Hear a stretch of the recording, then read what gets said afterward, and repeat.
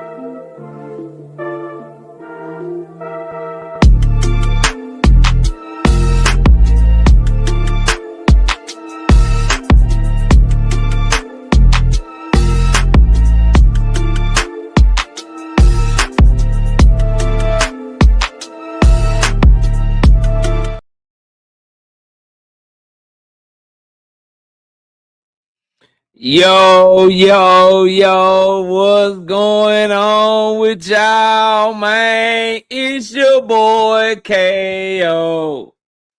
It's your boy Knockout.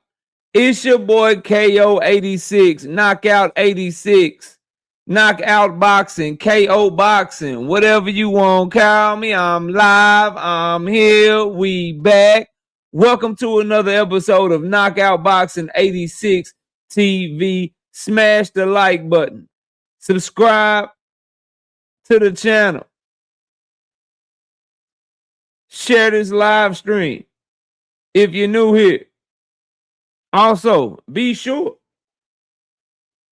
to share this on your TikTok, on your Twitch, on your Kick, on your Mixer, on your Twitter. If you got a YouTube channel, share this shit on your YouTube channel.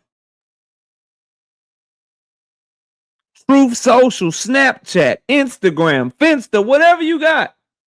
Share this shit. Let us know.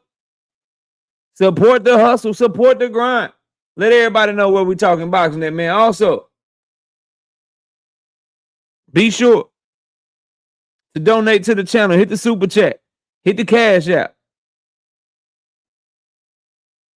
Donate via the PayPal. The Cash App is the $ Knockout Boxing 86 TV. And the super chat is that button right there where you leaving a comment right now. It's time to get to this boxing talk. Y'all know what the standard is. The standard is the standard. Get the likes up over 100 so we can get to the show and run it. Shout out to my dog Tim Carey, not Jim Carey. 5-piece. 10-piece. My bad, Jim. AKA Tim, AKA Jim. My bad. 10-piece. No biscuit in the super chat. He said, for the cook, I got you. We're going to work tonight. We have a lot of work to do tonight. We got a lot of work to do tonight. Shout out to Daryl Deloach. Awesomer in the building. Trap Band in the building. All things in the building. Brother Huey Q. D Free in the building. What up, D Free? Y'all go subscribe to the homie D Free. Cooking as always. Ryan Anderson. Jamar Skywalker. Avboy JR. Zach B. Ill Will in the building. On the money line in the building. My co-host. KQKC Boxing Network. Y'all go subscribe to the OG KQKC Boxing Network, which just reminded me. Shout out to my dog, Block News Media, dropping a big time 50 burger, 50 bomb, 50 of them things. Bow, bow, bow. No biscuit in that. Cash App. Appreciate you, big dog. Shout out to Ill Will, 5-piece. No biscuit in the super chat. He said, appreciate the work. I appreciate you for appreciating the appreciation of the work or the appreciation of the work. Yeah, I appreciate you appreciating the work, bro. KQKC, as I said in the building, y'all go subscribe to the Singing OG. Yusuf Bean, Ruben Langford in the building. What's up? What's up? Terrell Jackson, London Walker, Hendo Boxing. Let me, my dog, he got his channel. Y'all go subscribe to him now. Go show Hendo some love, man. He dropped his first little short. I see you, know what I mean? I see you over there dropping the shorts, doing your thing and shit. Let's get this one over. Let's get this one with the wrench, though. Y'all go show the homie some love, man. Let's go. Get this one wrenched up. Let me make sure it's you, though, because what if you a troll, bro? You know what I mean? What if you're a troll, fam? Dang, why did it go away on me? Hold on, Hendo. Damn, Hendo, drop another comment. Drop another comment in the chat, man. And we'll get you right. Shout out to my dog Hendo, though. Y'all go check him out. And shout out to my dog. I just shouted out that 50 bomb. He said, that's not enough, nigga. 20 of them things. Bow. Block News Media. He said 50 ain't enough. I got 20 of them things. Bow. No biscuit in the super chat. He said, it's time to force Keyshawn to slap Shakur and get out in front because Shakur is boring, and that should be pay-per-view key versus Shakur. It's time for him to do something ducking ass. And you know what's worse, bro, is that you duck and you know you're ashamed of your move. You duck and then you send your coach out here on an interview tour.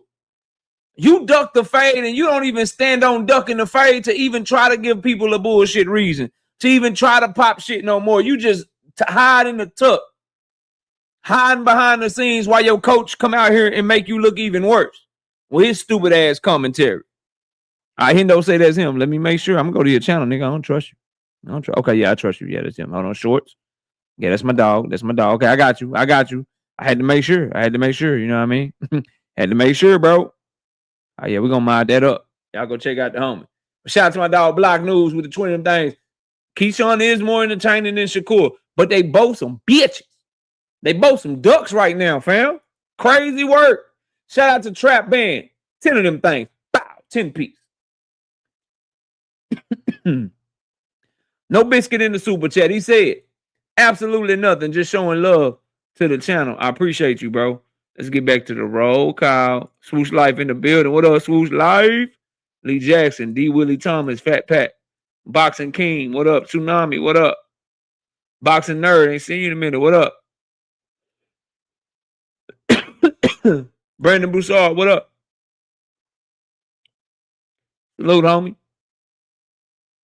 Marshawn West in the building. Secret Dance Move. What up? Poi Pounder. What up? Old School William. William Old School. Y'all go check him out, man. Him and D1, the Angry White Man podcast. They some angry white boys, bro. Y'all see how William get when you don't speak to him and shit. Angry ass white dude, man. Million Film. What up? Angry ass white dude from Louisiana, bro. Cool in the motherfucker, though. Israelite. What up? Salute. NO Boxing. What up? Million Films. 1-star Ennis. OG Victor, 988 years old. What up, bro? Blue, what's good, bro? Brashley McClendon, what's good, brother? Alchemical Chaos, what's happening with you? The Hub. What up, The Hub? WTF Media, what up? JR Smile, all day. Tay Walter, what up? Nails 98908, what's happening with you? Big Dre. Dank, what up, Dank? Stay the whole show, nigga. You come in and salute and then dip off all the time. Nigga. Nigga Dank come in for 5 minutes and then run off because you know I'm about to cook. He like, let me get out of here and shit. Let me get the fuck up out of here and shit. No, nigga. Roll one up, light one up, and stay your ass right here. Class is in session today, nigga. Vincent Slade, what up, man? Salute to you, bro. Terrence Gayton, what up? Cam J, what's happening, homie? Y'all go subscribe to the bro Cam J, man. Putting in that work. Kendra Scott, what up? Big God, what up, bro? Salute. Slogan 1, what's happening with you? SBG Mello, what's happening, homie? Keisha's in the building. Willie Williams is here.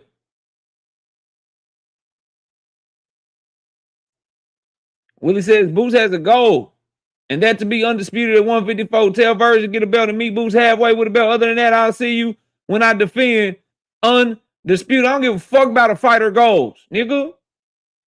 Haven't y'all learned that about me? I don't care about the fighter's goals, and you shouldn't either. Don't worry, we'll get there. I don't care about a fighter's goals, bro. I don't care about you trying to make it out with your faculties intact, bro. I don't care about you trying to fight safe because you want to make sure you do this and do that and be here for that and be here. I don't care about that, bro.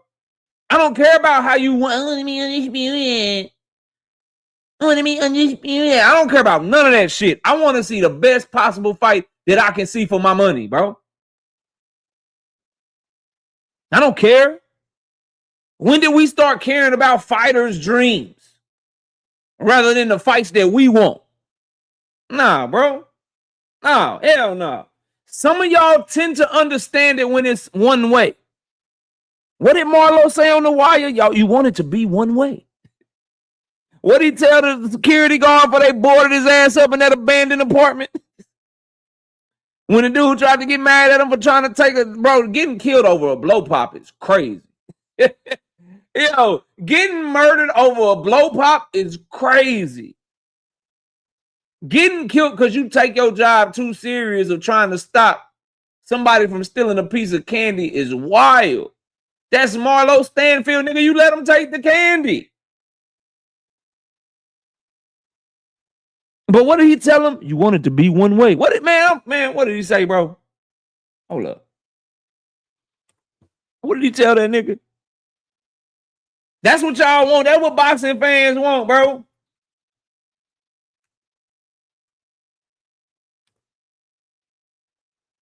Yeah, here you go. Yeah, I found that shit. Fair use, motherfuckers. Fair use. Don't be trying to clip my shit out. Fair use. I'm yelling fair use. Hold on. Here we go. I'm not trying to step to you, boss. Here we go. Tell them, Marlo. Tell this nigga Marlo, tell the chat. Y'all want to be one way. Tell their ass why you want buffer. Why you trying to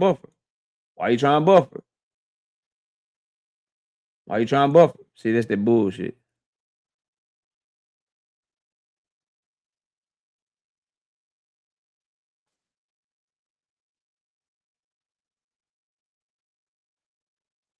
Here we go. I think I got it.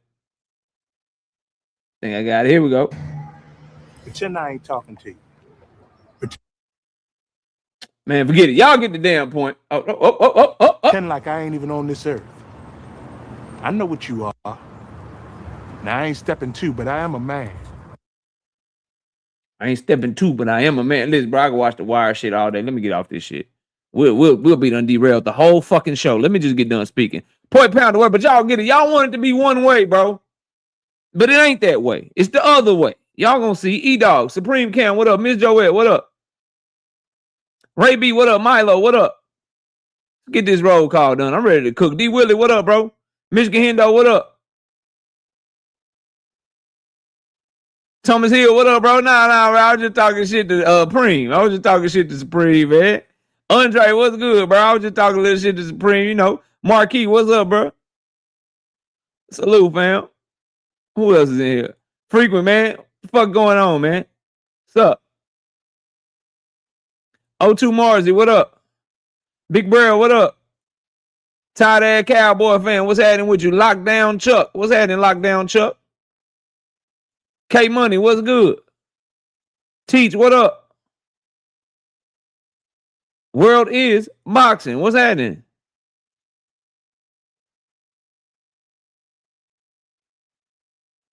Rising Sun, what's happening with you? Sammy, what up, Sammy?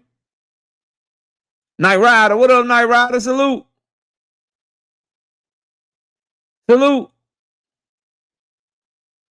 Tim Carey say we're at 85 likes. Not enough, bro. We need 100. Y'all know the standard. LeBron John. Who? LeBron John. What up? Melvin Walker, what up, man?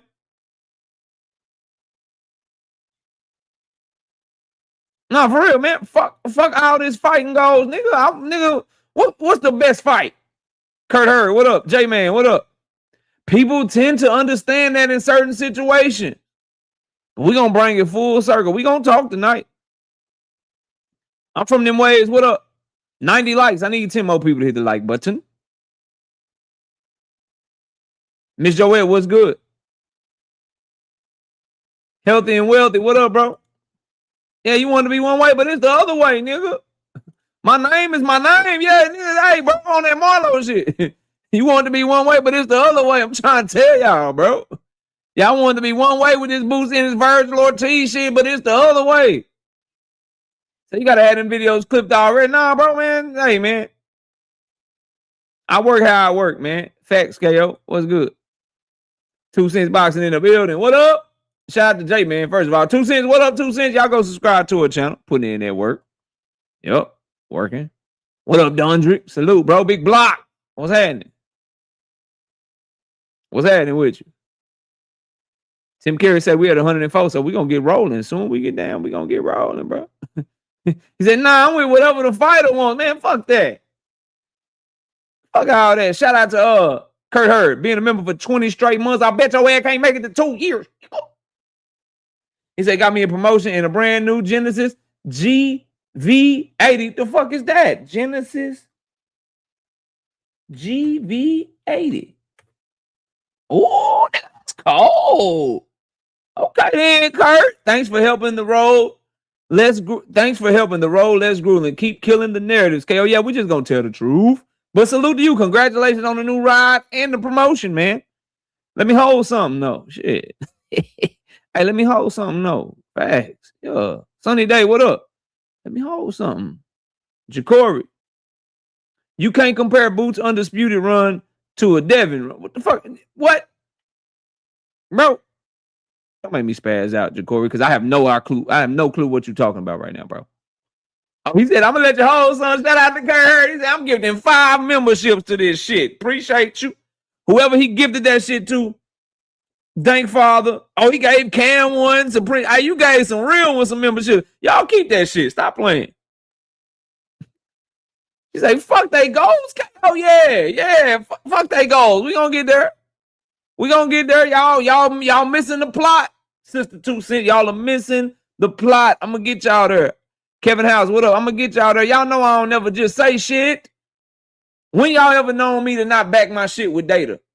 When y'all ever known me not to back my shit with facts? When y'all ever known me not to shine a mirror up to people? We're going to get there eventually. I promise you. It will. What up? Shout out to Melvin Walker, 2-piece. No biscuit in the super chat. He said absolutely nothing. Just showing love to the channel. I appreciate you. G Red Boy in here. I ain't see him. G Red Boy, what up, man? I see people saluting you, but I don't see you. It's crazy work. It's crazy work. All right, we had 100 likes, 200 people in the building. 200 people in the building. Let's get to some boxing talk. First up on the docket, bro. Oh, shout out to G Red Boy gifting 5 big-time memberships to the channel. Y'all use them wisely and keep them. Best investment you can ever make, John Wick. I see you, John Wick. Just Living Life, got a membership. Joe Sam, Ill Will, Kevin House, y'all use them. Stick around, you hear me? All right, bro, look. I have to start off, because I'm not finna spend much time on this nigga. I will not spend much time on him today. So if you came by for me to talk about this dude, just understand, bro, he get about 5 minutes, if that. Shakur Stevenson, bogus as hell. I'm sure y'all all seen the tweet by now. He probably tried to delete the shit, but we got it screenshot somewhere. Let me show you. He got it screenshot somewhere. Let me show you. Oh, let's see. Is this the one? Is this the one? Is this the tweet? Nah, this ain't the tweet. This ain't the tweet. Is it this one right here? No, that ain't it either. I'm gonna find it. You can't run. You can't run from this shit, Shakur. You can't run. You can't run from this work, bro. We have the receipts on the file. Yep, got your ass. Found you. Found you.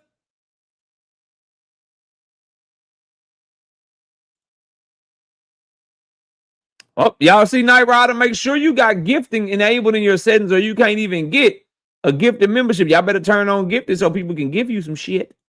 It's free gifts. You know what I mean? All right, so I'm gonna read this shit, then I'm gonna talk about it very briefly. I'm not spending a lot of time on this nigga, bro. I'm not spending a lot of time on this dude, man. He said, I'm too real for the fake ish. I allowed these same dudes who played bitch games with me years ago to amp me up and get me hyped for a fight that's not even gonna happen. This is my last time letting these dudes clout chase my name when they're hard. I just wanted a fight on terms that was agreed on. I won't be entertaining the circus anymore. Sorry, boxing and boxing fans, but you will never get that fight. Door is closed. Them punk niggas could mention my name, but no more response from me ever again. Shut your crybaby ass up. Thrill Hill, what's up, bro? Salute to the OG Thrill Hill. Shut all that crying shit up. I wish I had the damn AB drop. Shut that soft ass shit. I wish I had the AB drop, but I'm going to say it myself. William, you might be right, William. Listen, bro. Man. You know who should be writing this tweet? This is why I can't stand Shakur Stevenson. You know who could write this tweet and it be extremely accurate about Shakur Stevenson? If O'Shaquie Foster wrote this exact tweet, word for word for word, he'd be describing what Shakur Stevenson did to him. That's why people is out on Shakur. That's why people is out on him, bro. That's why he is losing his mind. Or there may be another reason he might be losing his mind. I told my brother I was going to do this. He's losing his mind right now. Yeah, he's losing his mind. It may be because he's out here like a duck. It may be that. Or it could be, quite possibly. Shout out to Cam J. Shout out to my brother Cam J. Y'all go subscribe to his channel. You know what I mean? He's losing his mind because he's out here contradicting himself. He's out here running around, lying and shit. Zoomverse, what up? Y'all go subscribe to Zoomverse. Go check out his channel as well. Enigma with the membership for 16 straight months. I bet your ass can't make it to 2 years, though, bro. He said, KO, what up, my brother from another? Salute, King. Keep cooking these fake fraudulent snitches. You know, I got you. Anyway, bro, back to what I was saying about Shakur before I showed what Cam J had put up on his channel today, because that shit was funny as hell. That tweet is accurate for O'Shaquie Foster. Bro, you're claiming that Devin Haney and Bill Haney played games with you, and they got you all amped up for a fight that was never going to happen. And they can mention your name, but you done responding to them. Well, didn't you get O'Shaquie Foster amped up for a fight that's not going to happen? Didn't O'Shaquie Foster simply just want to fight with you on the agreed upon terms? Weren't the terms you won't fight him until he fight Ray Ford? And then you move the goalposts on him? Aren't you continuing to deflect and put things in front of an O'Shaquie Foster fight over and over and over again? Aren't you doing the same thing with Rayo Valenzuela right now? Even though reports are coming out that your ass is about to fight Rayo? Isn't that how you moving? It's cool when they do it. It's a problem when I do it. Fuck, like you one of them throw rocks and hide your hands, dish it out but can't take it ass little dudes, bro. That's weak. That's whack. That's whack.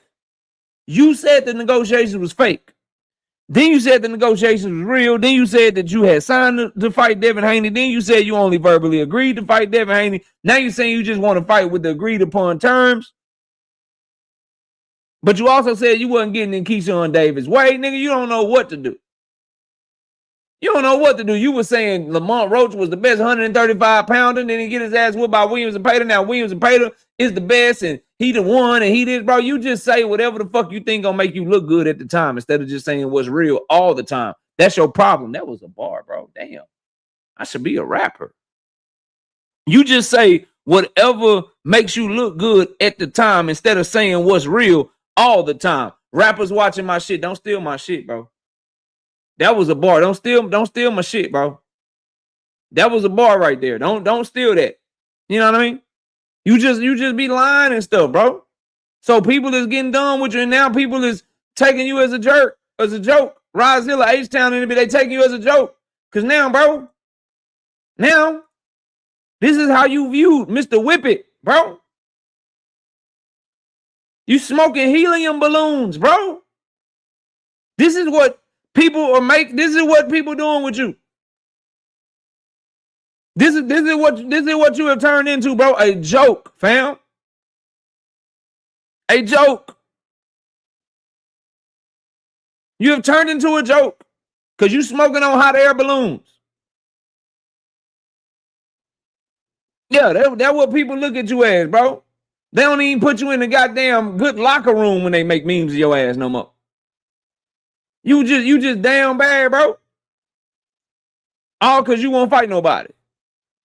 All because you won't fight nobody, bro.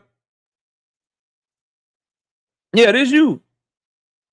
This you. All because you don't want to fight O'Shaquie Foster. All because you keep lying. All because can't nobody trust your word. They've turned you into a laughing stock. Matter of fact, correct that. You turned yourself into a laughing stock right now. Bro, you know you cooked. When you starting to get into it, right? And somebody sent this shit to me. And shout out to them. Matter of fact, I'll tell you who sent it to me. I'll tell you who sent it to me, bro. Hold on. Let me find this shit, bro. Cause this shit here. Hold on.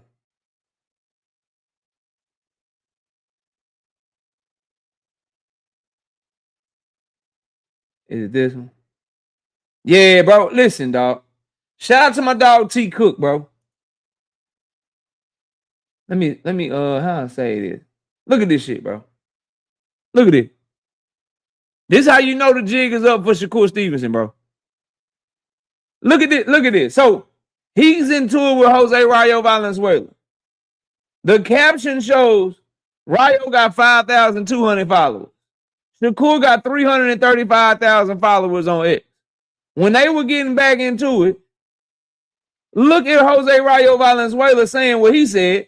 1.3 thousand likes. Look at Shakur saying what he said. 358 likes. Niggas ain't fucking with you no more, bro. They not buying the bullshit, bro. And you are Twitterson. When Twitterson start getting cooked on Twitter, bro, it's bad, fam. It's bad. People are not on your side. You better fight somebody and win to make people remember that you are a good fighter. Cause you have your bro, you beat Team Elite Food Telefimo and your shit just been going down. Ever since. And I reached my quota. I ain't talking about this nigga no more tonight. There you go. That's it. Get your shit together, Shakur.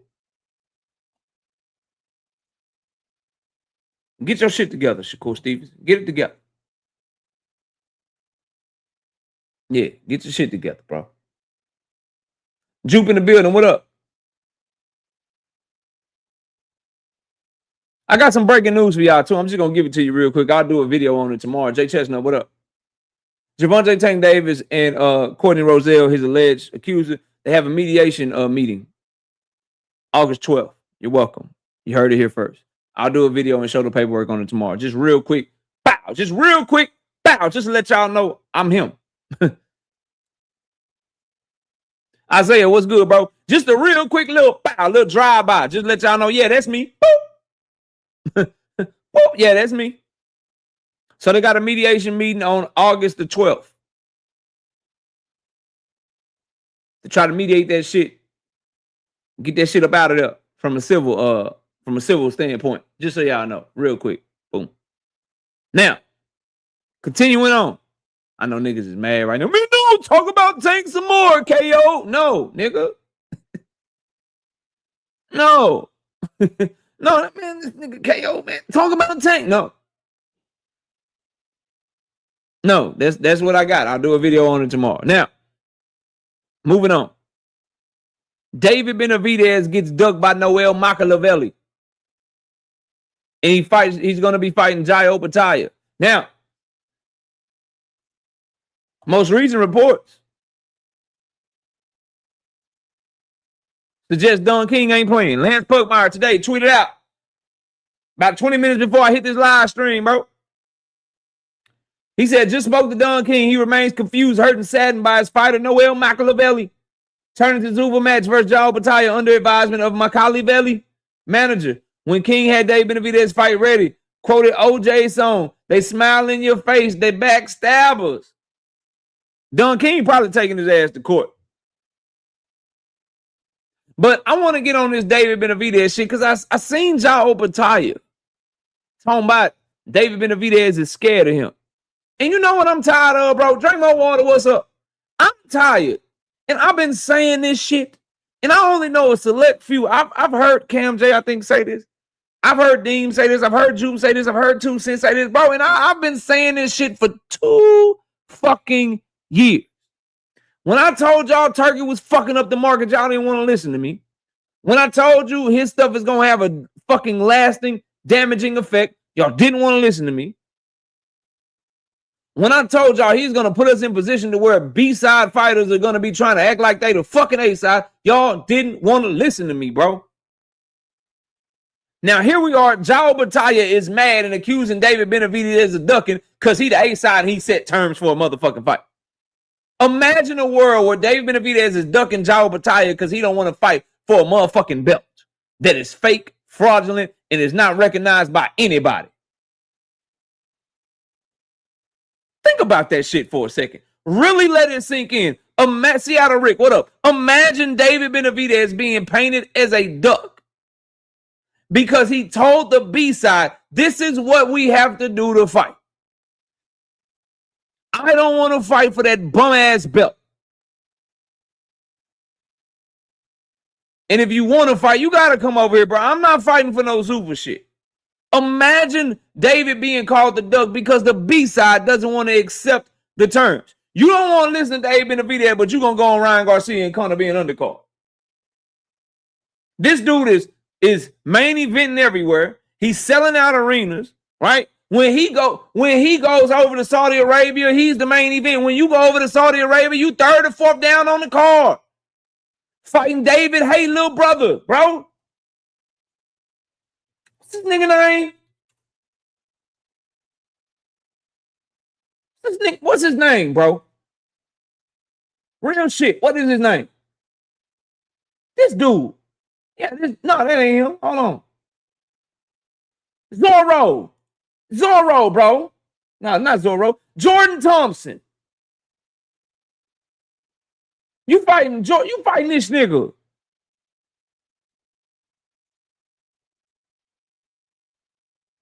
Him. Then look.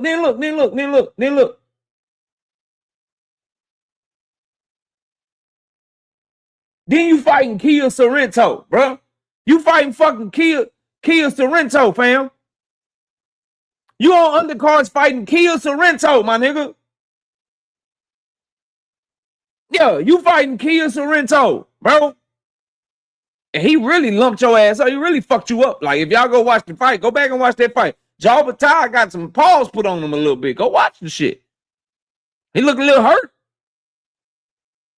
This nigga fought Kia Sorrento, bro. And when did you fight him?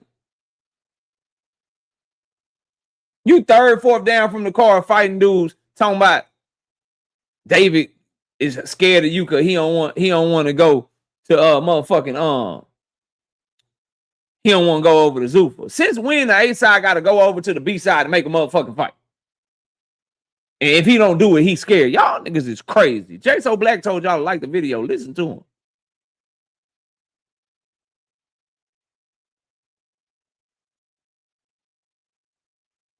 The ducking is David saying Ja doesn't have a belt, so he doesn't want to fight him.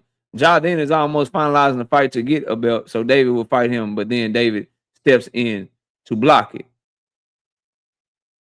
How did David step in to block Ja Opataya? It's not David Benavidez's job.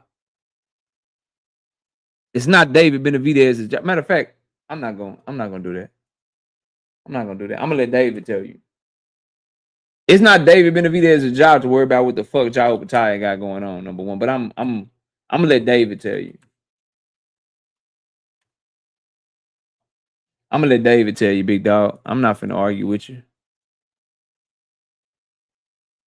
Ja Opataya. Bro, there you go. How important is it for you to get a chance to fight him without all the red tape in the way? I mean, I think that's the biggest fight in the world, especially at this weight division, you know, and that's definitely a fight I want. like I said, I'm not scared of nobody. This is Monstro's world. And if he wants to get that fight, we get that fight. I don't know why he went to Zuffa.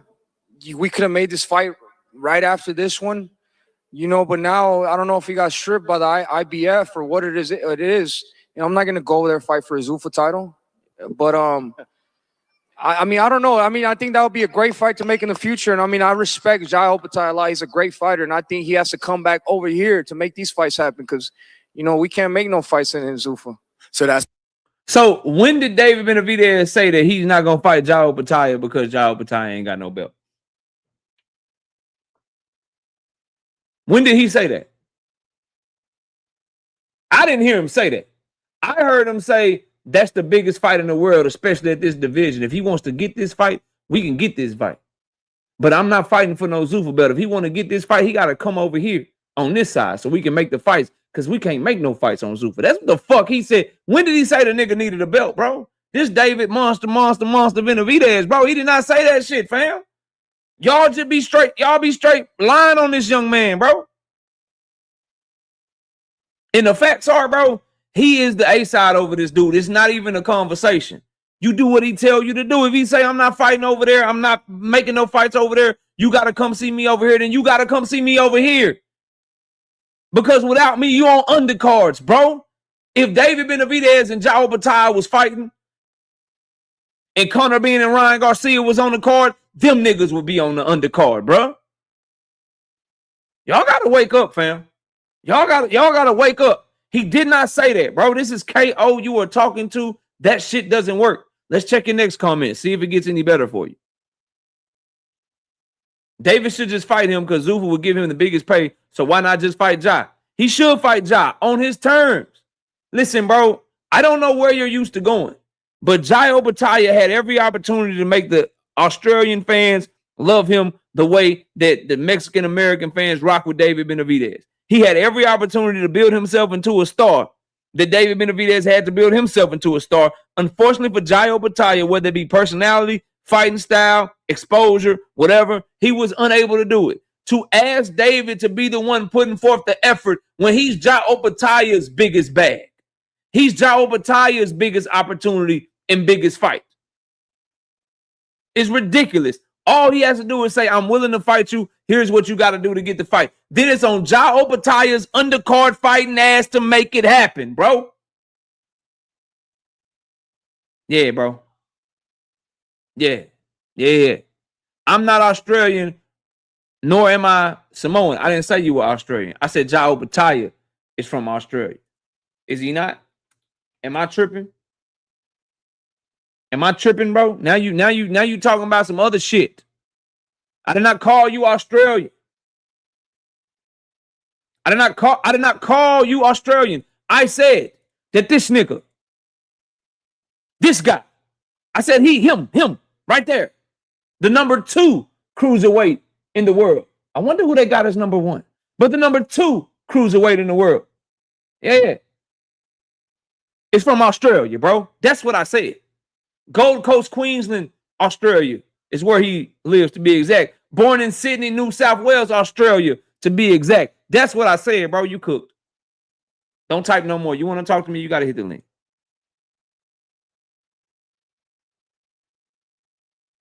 You want to talk to me, you got to hit the link, bro. I'm done. I'm off of this shit. Back to David Benavidez. Let me ask y'all a question. Why is Jai Opetaia able to negotiate with Noel Makala behind his promoter's back? Think about this shit. I ain't heard nobody say this shit. That's why y'all come fuck with KO.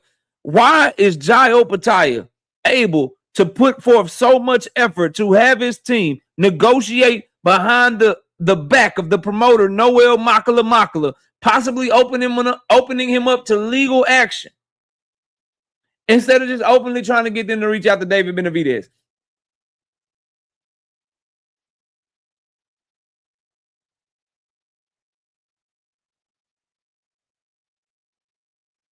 Why do the people that make Jai Opetaia's fights, why do all of this extra shit to put Jai in a position to fight a fighter that is more than likely going to be stripped of his title when all that fighter brings to the table is a title? But you put that fighter in a position where he's likely about to be stripped. Rather than just simply trying to make the fight with David Benavidez. Where can we go to see that João Batalha's team has tried to make this fight? You can't go nowhere. You can't go nowhere. You won't find nowhere, bro. That's it. Noel is ducking David Benavidez because David is a better fighter than João Batalha. He's ducking David Benavidez because David Benavidez is a unification fight. The belts that João Batalha have are meaningless. The ring belt right now, meaningless. Argue with yourself. The ring belt is owned by someone like Turki Al-Sheikh, meaningless right now. Watered the fuck down. The Zuffa belt, watered the fuck down. Noel is at least fighting a fighter that he only got to get worried about getting caught with one shot. And he might have the ability to break that fighter's jaw. He might have the ability to do something with that fighter later on in the fight.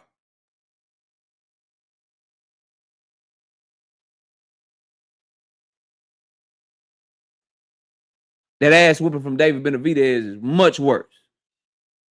And I'm going to tell y'all this, and I'm going to move the fuck on. I'm going to tell y'all this. One thing I have learned studying David Benavidez. One thing I have learned about watching this young man's rise to the level that he's at. Keep talking shit, Ja. Keep calling him scared. Keep calling him scared. Keep calling him scared. Keep saying he ducking you. Keep saying he don't want no smoke.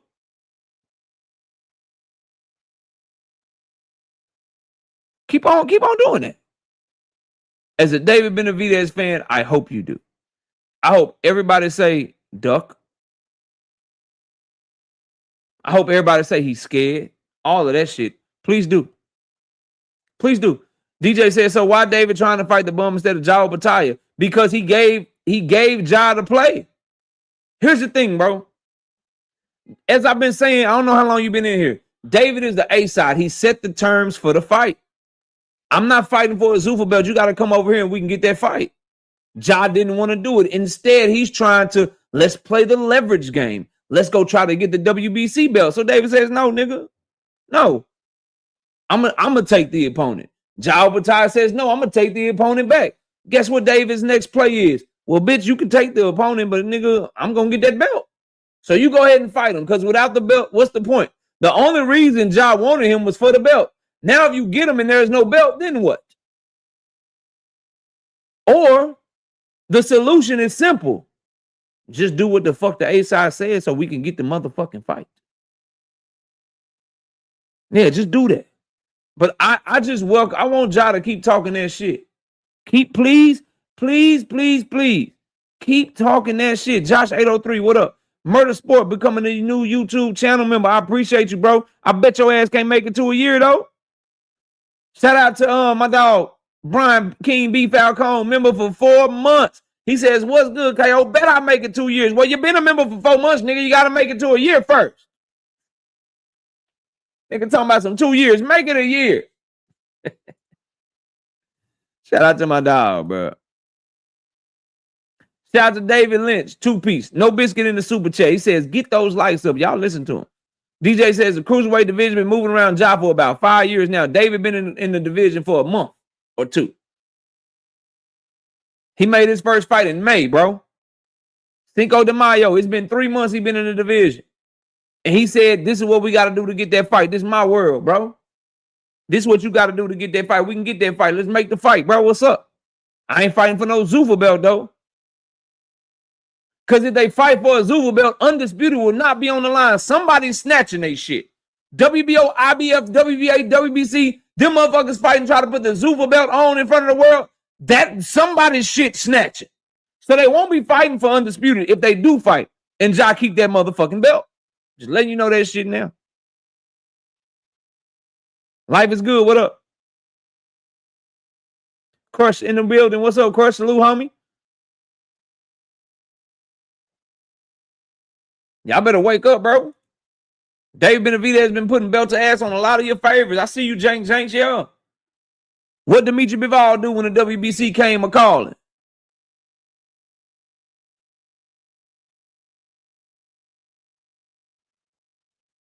What they do when they came a-calling? He dropped that motherfucking belt. Guess what Noel about to do? You want to go fight Ja? He gonna drop that motherfucking belt. Guaranteed.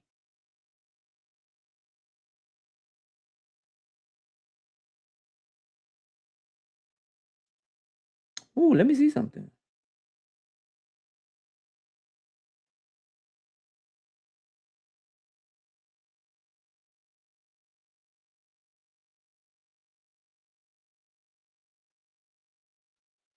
I'm reading something. Cam just sent me. Give me a second.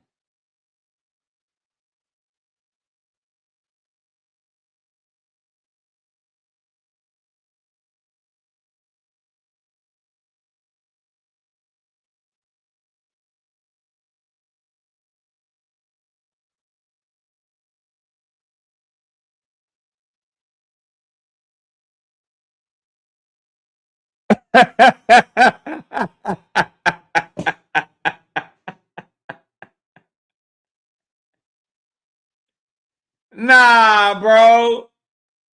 Nah, fam.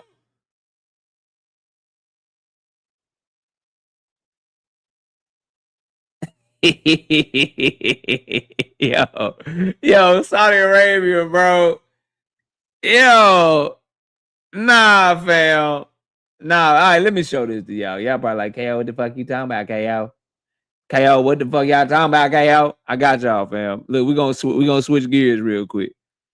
My brother sent me something. He want me to cover. He want me to give my thoughts. I give y'all my thoughts in real time, bro. Let me get to work. So, Saudi-led group completes $55 billion purchase of gaming giant Electronic Arts. Now, we know that the Saudis have been looking to get into video games and buy EA for a long time. This deal first started getting rumors and all that shit a while ago, right?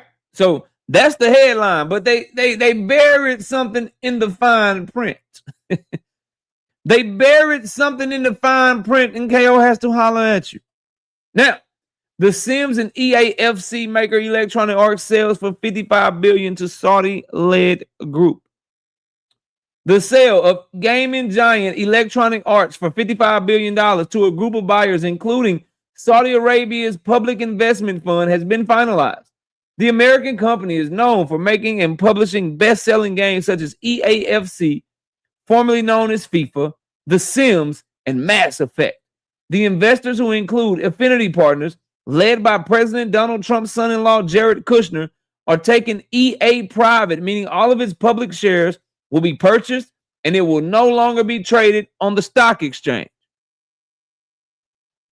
It is thought to be the largest leveraged buyout in history, meaning a significant part of it is paid for with borrowed money, which the company will have to pay back. I'm going to read that again. I'm going to read this shit again. All these niggas, bro, the takes be aging like fine fucking wine, bro. I know niggas be mad than a motherfucker. Oh, I know niggas be mad than a motherfucker. Hold up, I'm gonna read this shit again. It is thought to be the largest leveraged buyout in history, meaning a significant part of it is paid for with borrowed money, which the company will have to pay back. Let's keep reading. Drink, you might not get no fucking games, nigga. Let me finish. Let me finish. Let your boy finish, please. This is because, as well as the $36 billion it has already put into the deal, PIF needs to borrow $20 billion from investment bankers JP Morgan to close it, with the business taking on the debt. How paying back this debt will affect EA as a business has been the source of much speculation from journalists and analysts. Bloomberg's Jason Schreier surmised it could lead to massive layoffs, more aggressive monetization, and other big cost-cutting measures for one of the industry's biggest companies. Christopher Dring, editor-in-chief and co-founder of the game business, said the nature of the buyout was also likely to mean a very hands-on approach from the investment group. Private equity firms are typically aggressive in their management of companies, he said. Shams Jaron, the chief executive of Arrowhead Game Studios, an independent studio which worked with publisher Sony to make the record-breaking Helldivers 2, told the BBC that EA has traditionally been seen as having wide portfolio of games from blockbusters to smaller indie titles. This deal is consolidation, no question, and I wonder whether new ownership optimizes for the safe bet, more sequels, more mega franchises over that breadth. I hope this leads to more of that range, not less. But if it turns EA into a sequel and mega franchise machine, that's a real waste of one of the best catalogs in the industry. The important part is that they had to borrow money from JP Morgan Chase in order to complete the deal. Why is the $1 trillion PIF fund borrowing money?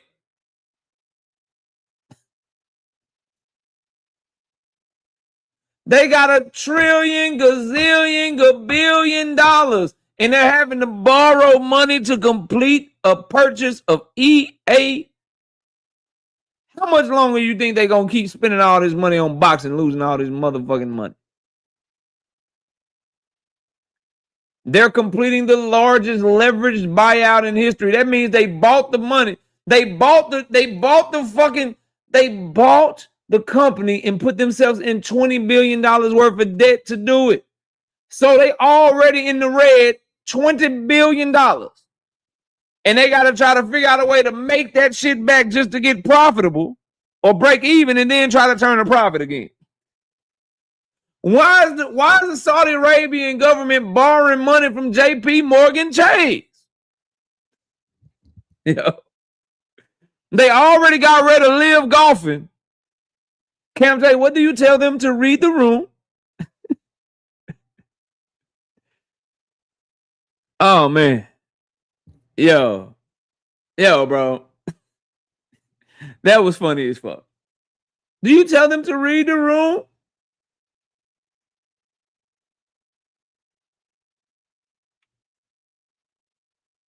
Salute to you and Jab Queen for covering this 6 or 7 months ago. I've been talking about this shit for a long time as well, bro. Real recognized, real, bro. They borrowed $20 billion to complete the deal. You want me to? I'll show you. It's the largest leveraged buyout in history. Here, go right here. These 2 paragraphs are the important part. It is thought to be the largest leveraged buyout in history, meaning a significant part of it is paid for with borrowed money, which the company will have to pay back. This is because, as well as the $36 billion it has already put into the deal, PIF needs to borrow $20 billion from investment bankers, JP Morgan, to close it, with the business taking on debt. It is because Saudi Arabia is a dictatorship. They don't want the shit publicly traded on the stock market because they want full and total control. They don't want people to make money off their company. They don't want it in the stock market where you can trade stocks and shit. They want to buy everybody the fuck out, and then they want to reap all the benefits. The problem is this move is putting them $20 billion in the hole. This is that dictatorship shit. Quee, what's up? Y'all go subscribe to Quee's channel.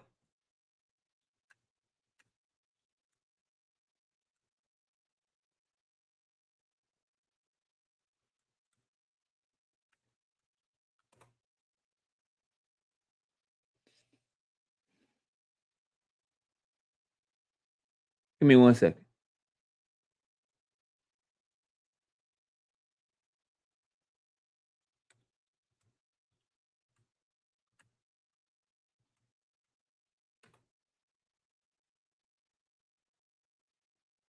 So, yeah, bro. Listen, dog. I put this on here for you. This is why they saying motherfuckers gonna get laid off. Because their loan come with interest. So it's $20 billion in interest or whatever. That's why they won. And I don't want to make this shit. You know what I mean?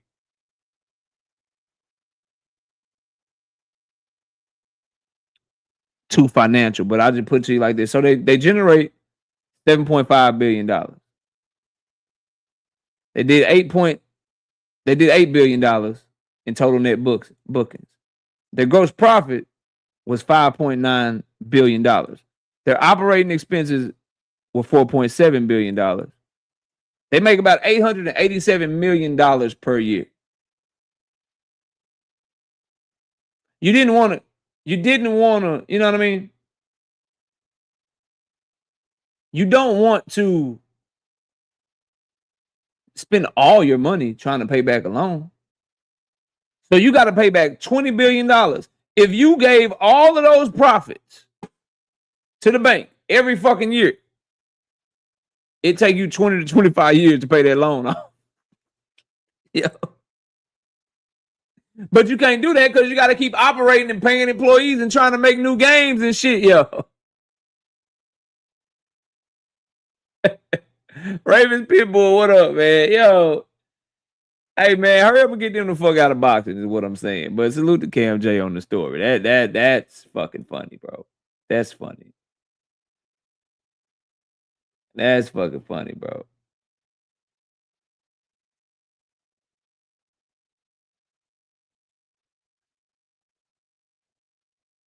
We got Tank Watch. Real quick, I said I wasn't going to talk about Tank no more today. But this got sent to me from a dog Brashley, so we're going to put this on the screen. We got a Tank sighting out this motherfucker, you know what I mean? No, that's the wrong one. That's the wrong one. I wanted to show the other one. Hold on, I got y'all. Tank is outside somewhere. God damn it, it keeps showing the same. Fuck. There we go. That's the right one. All right, we're on Tank Watch. DJ Khaled is in the picture. Who is this, y'all? Who's this nigga? Am I tripping? Should I know him? Who is it? Who is this guy? Anybody know who it is?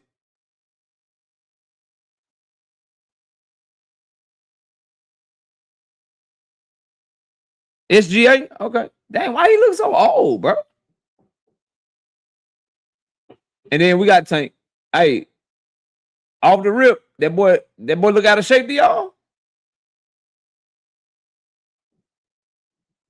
He look out of shape to y'all, bro? Oh, they said that's Timu SGA. Okay, yeah, y'all tripping, bro. Okay, Steven Victor or some shit. Okay, yeah. Anyway, he look out of shape to y'all, bro? They say that's not SGA, nigga. Okay, I'm just saying. That's why I said, should I know this nigga, man? Anyway, bro, shout out to Brasher for sending this shit to me. Buddy in shape, man. Stay in shape and stay ready, dog. When we see your ass back in the ring, bro. Let me, he look like he in shape to me, dog. Hold on, I seen somebody talking shit. Yeah. I'm convinced this dude get a PBC check. What the fuck does country finance have to do with boxing? If fights being made, that's all real fans care about. Listen here, you dumbass. Let me tell you, you dummy. Let me tell you something, bro. Country's finances have to do with boxing when one of the biggest power players in boxing is funded by a fucking country. I don't know where do y'all get found at, bro? I don't get a check from nobody other than the support I get for my opinions on this motherfucker. I don't have any deals, bro. Would I like some deals one day? Possibly. I feel like I cook everybody on the ring inside the ring show. Friday ass. I feel like you put me in a room with any of these dudes that's talking boxing on these major platforms, Friday ass. So yeah, we want deals. We want to level up. But nah, nigga, I ain't getting paid. But that's just a stupid ass comment. Why would you not talk about Saudi Arabia's finances when everything that Turkey al-Sheikh does is because he's funded by fucking Saudi Arabia? Y'all just be saying stupid ass shit sometimes, bro. Y'all come in these comment sections and you don't think before you type. Dean, what's up, Dean? Y'all go subscribe to my bro, Dean. Dean by any means in the building. Philly's here. Y'all just come in this bitch and type and don't think before you type, bro. Man, nah, nigga, never. Nigga, you crazy? I'm gonna have this same shit on, the same cowboy hats, bro. Nah, I'm cool. I will do what I do right now till I get tired of talking boxing on this bitch in about 25, 30 years, bro. Before I do some shit like that. I'm me, bro. I'm me, fam. I've always told y'all that, and I maintain that, bro. But anyway, back to what I was talking about. We were talking about Jaron Battaglia and David Benavidez, bro, in this situation.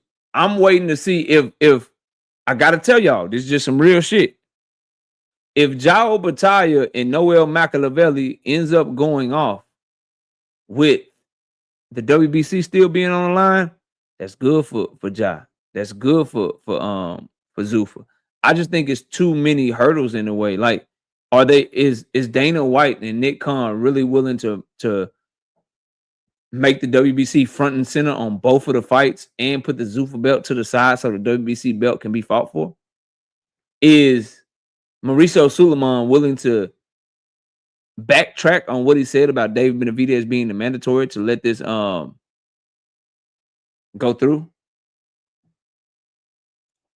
You gonna make a video on Tank refiling the counterclaim in the civil case, KO? No, I don't feel the need to. It's the same paperwork, bro.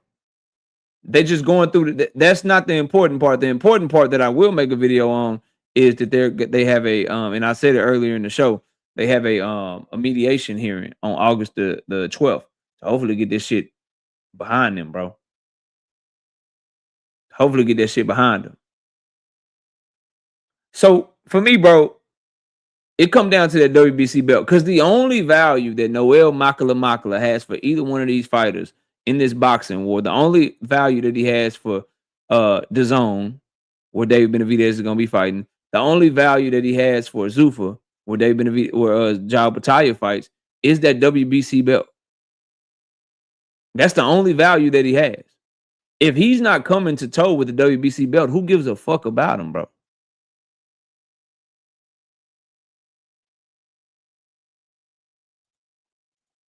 Yeah, I seen that clip. That's an old point. Your boy KO said that shit 3-4 months ago. Welcome to the club, I guess. Like, but no, that is a good point. He wants whatever is advantageous of him. I talked about this, how with Raymond Murataya, he wants him to fight at 135 because Raymond Murataya is having a hard time making weight. With O'Shaquie Foster, he wants him at 140 because O'Shaquie Foster's a small 130 pound. Like, yeah. Welcome, bro. Welcome on over here. Now, what up, 817? Salute to you, bro. So I'm really waiting to see what that is, but I just don't think that they go this far with the move they made to not strip Noel Makala. They stripped Dimitri Bivol, so why the fuck would they not strip him too? This was a similar scenario where the WBC ordered Dimitri Bivol to fight David Benavidez. He wanted to go forward with the fucking rematch or whatever. He pledged his allegiance to Turkey, and the WBC stripped his ass. Can't find what, bro?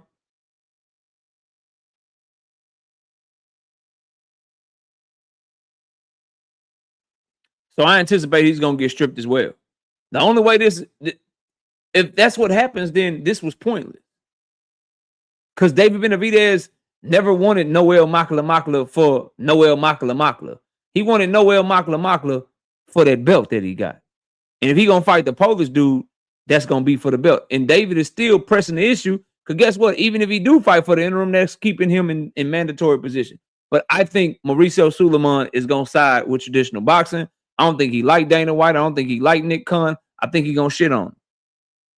I think he going to take that motherfucking belt and say, good luck with that Zuffa belt and that ring belt. If they even get there. Because I'm not convinced that they don't get an injunction placed on their ass and Don King say, no fight, nigga. I'm suing, motherfucker. Because you got to believe Don King, if Noel goes the way Don King wanted him to go, Don King get a piece of the pie. But if he goes this way over here to Zuffa, they probably going to try to keep him paying Don King. So we'll see how that shit go. Life is good. I was waiting on you to tell me what you were trying to say. What you were trying to say you couldn't find, bro. He says the sanctioning bodies need to go even further, in my opinion. Unrank anybody. No, you can't do that legally. You can't probably do that until Zuffa has their own ranking system. Until Zuffa has that UBO shit. Then you can do that. Right now, you have no grounds to do it because they're acting as their own. They're acting as a normal promoter. But if they get that UBO passed, they get that law passed or whatever, then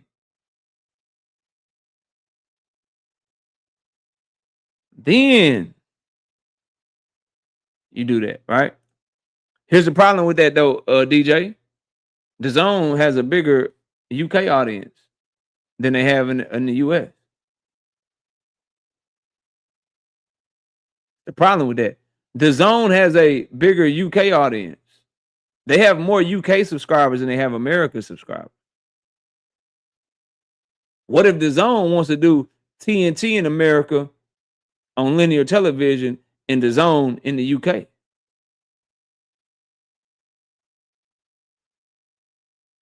DAZN got marketers, advertisers, all the shit that Sky Sports got you in the UK. DAZN got that shit too. Sorry, bro. If David Benavidez's shit is, nigga, we on my network, I'm the A side, bring your ass over here, then that's just what it's got to be. Because that's what it would be for David if David had to fight Canelo. I just don't think I think all David owes Joao Battaglia is the biggest fight, the biggest bag, and the biggest opportunity, bro.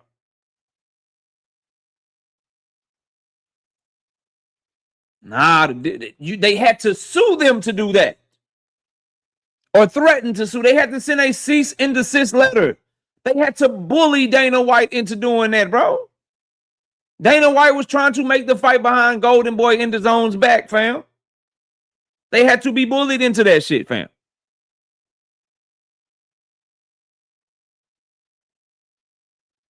And now the other side should be like, when they got all the leverage, they should be like, yeah, here's some free TV money for our biggest competitor. No, nigga, put us out of business then. Good luck with Ja. Good luck with Ja. Fight for that Zuffa belt. Keep fighting bumps. And guess what? David Benavidez is about to get probably with the WBO and the IBF and all these sanctioned bodies coming together. He probably finna get a shot at that vacant WBC. And guess what? Guess what? The IBF probably ordered him for the vacant too.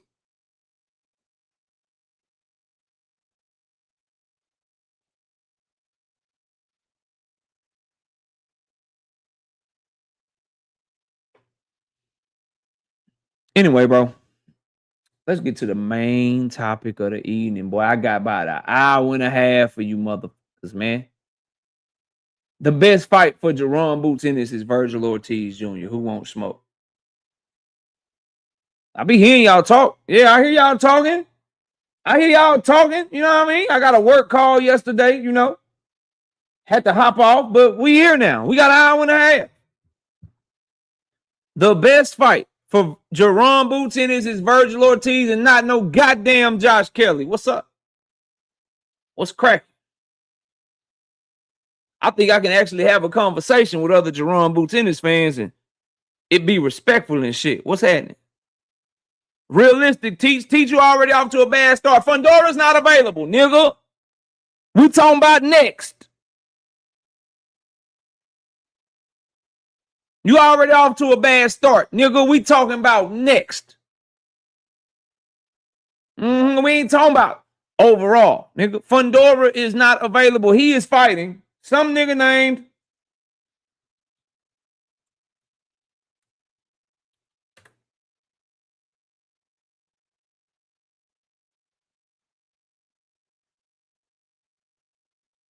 this nigga name.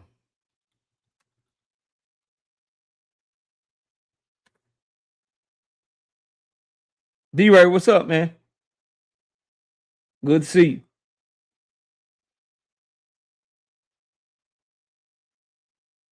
Harjabarj. He's fighting somebody named Ermal Harjabarji. Shout out to Drink More Water with the 5 piece. No biscuit and soup. I missed the morning after show. I'm sure you touched on it. What you think of them robbing the fuck out of Randall? I was all in live betting. Stole my motherfucking money. I'm gonna keep it real with you. It was a robbery. It was a robbery. I thought Quentin Randall clearly outboxed him in that fight. You know what I mean? I thought he boxed well, straight out of H-Town. I thought he did his thing.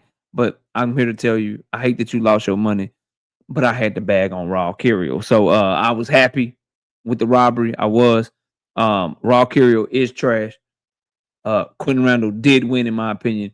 But my pockets don't care, drink. Is like, but my pockets don't care, dog. Like my pockets, my channel members right now, my channel members are happy.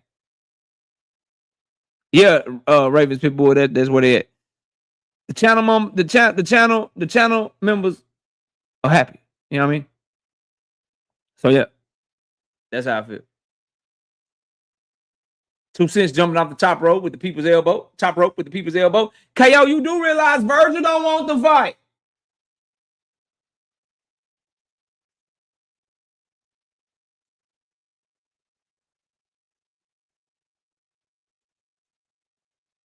Fight till next year. Fundora already has an opponent later on this year. So the fight to make is Boots Ennis and Vergil Ortiz. Let's go. What are the chances, though, that it happens? I feel like we're very far away from it happening. Am I wrong? No, you're wrong. Okay. You are wrong. Are there talks going on? The talks will start right now. After I have this call with you, I am picking up the phone and we are starting the talks. And I'm telling you, that's the fight we want, 1,000%. Okay. And I know that Boots Ennis deserves the lion's share of the pie. We know that. It's fine. Let's just make sure that it's fair for both sides because Vergil Ortiz deserves it. He's a great champion. And obviously, Boots Ennis is a great champion. Were you impressed with?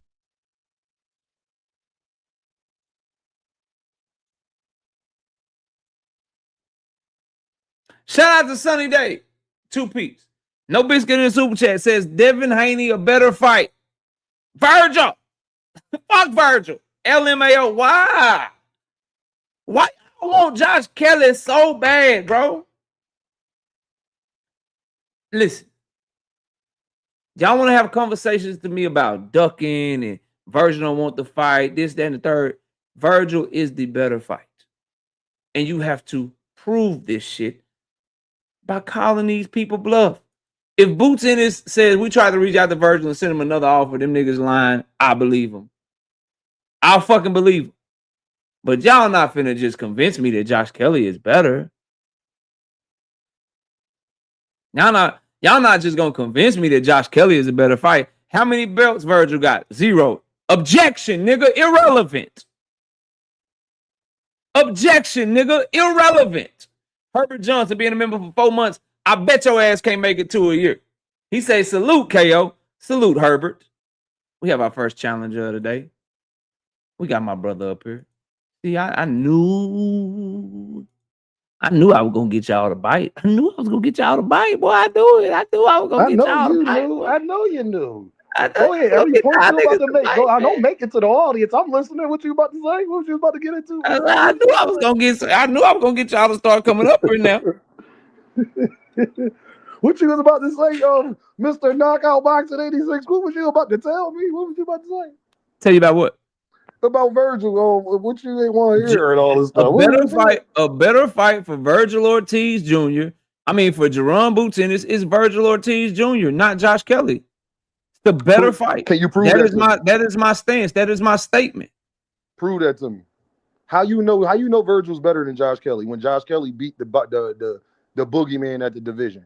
That's not Dean words, mind you. I don't believe in none of these guys, KO. So I'm the wrong person to make certain. No. So here's what I mean. Tell me if you agree or disagree with this. Mm-hmm. It's a bigger fight. It is a fight that more fans want to see. It is a fight that will enhance and increase his star status more if he steps on this motherfucker. It is the bigger and better fight than just fighting a motherfucker with a belt. And 817, I see you backstage. When me and Deem get done, I got you, bro. I'm going 1 by 1 with you niggas, man. So just stay right there, 817. Enjoy the show. Don't go nowhere, my nigga. I got you next. Go ahead. I think y'all gaslit me into that. I've never thought Vergil was that good, so I'm the wrong person to say this to. I'm not sure Vergil beat Josh Kelly. as a content creator, we fellow content creators up here, what is the more talked about fight? What is the fight that the people want more? KO, to be fair, because y'all brought this up, Vergil was not talked about with Boots 2 years ago, 3 years ago. Not really.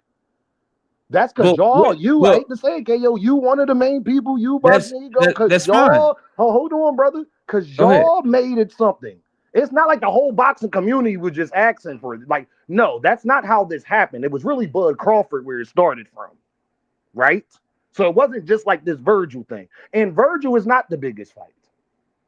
It's Sebastian Fundora that Jaron Boots Ennis one that Sebastian Fundora admitted that he looked like a pumpkin. But my question is to you, why do you believe Vergil wants to fight him right now? So he's not saying nothing. No, KO, we've been through this before. Everything he's saying, he done said already. Let me say this. So Sebastian Fundora is off the table. He got a mandatory coming up. I'm talking about next. Let's do that first. As far as me starting it or whatever, yes, I've been pushing Jaron Boots Ennis and Vergil Ortiz very heavy.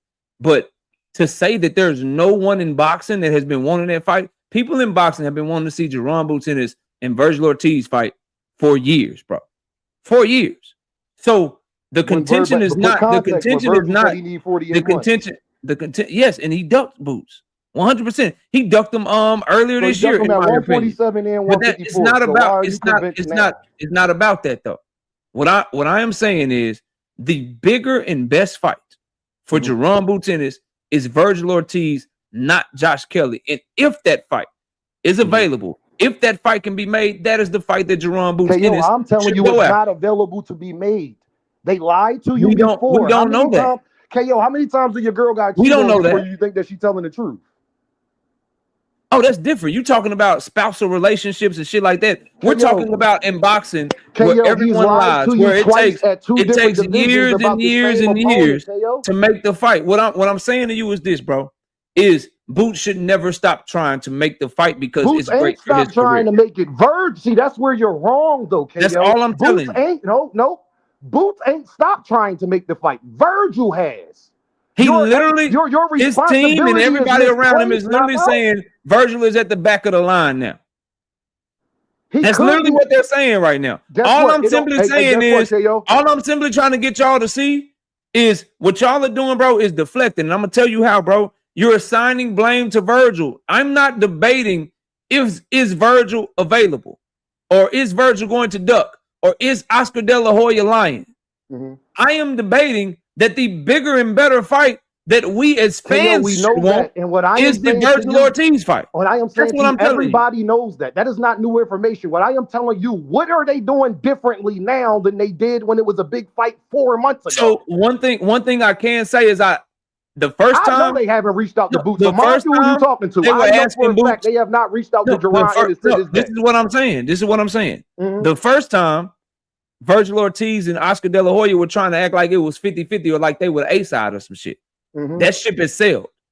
They're now at least publicly admitting they know Boots is that nigga. And they know that he is the A-side.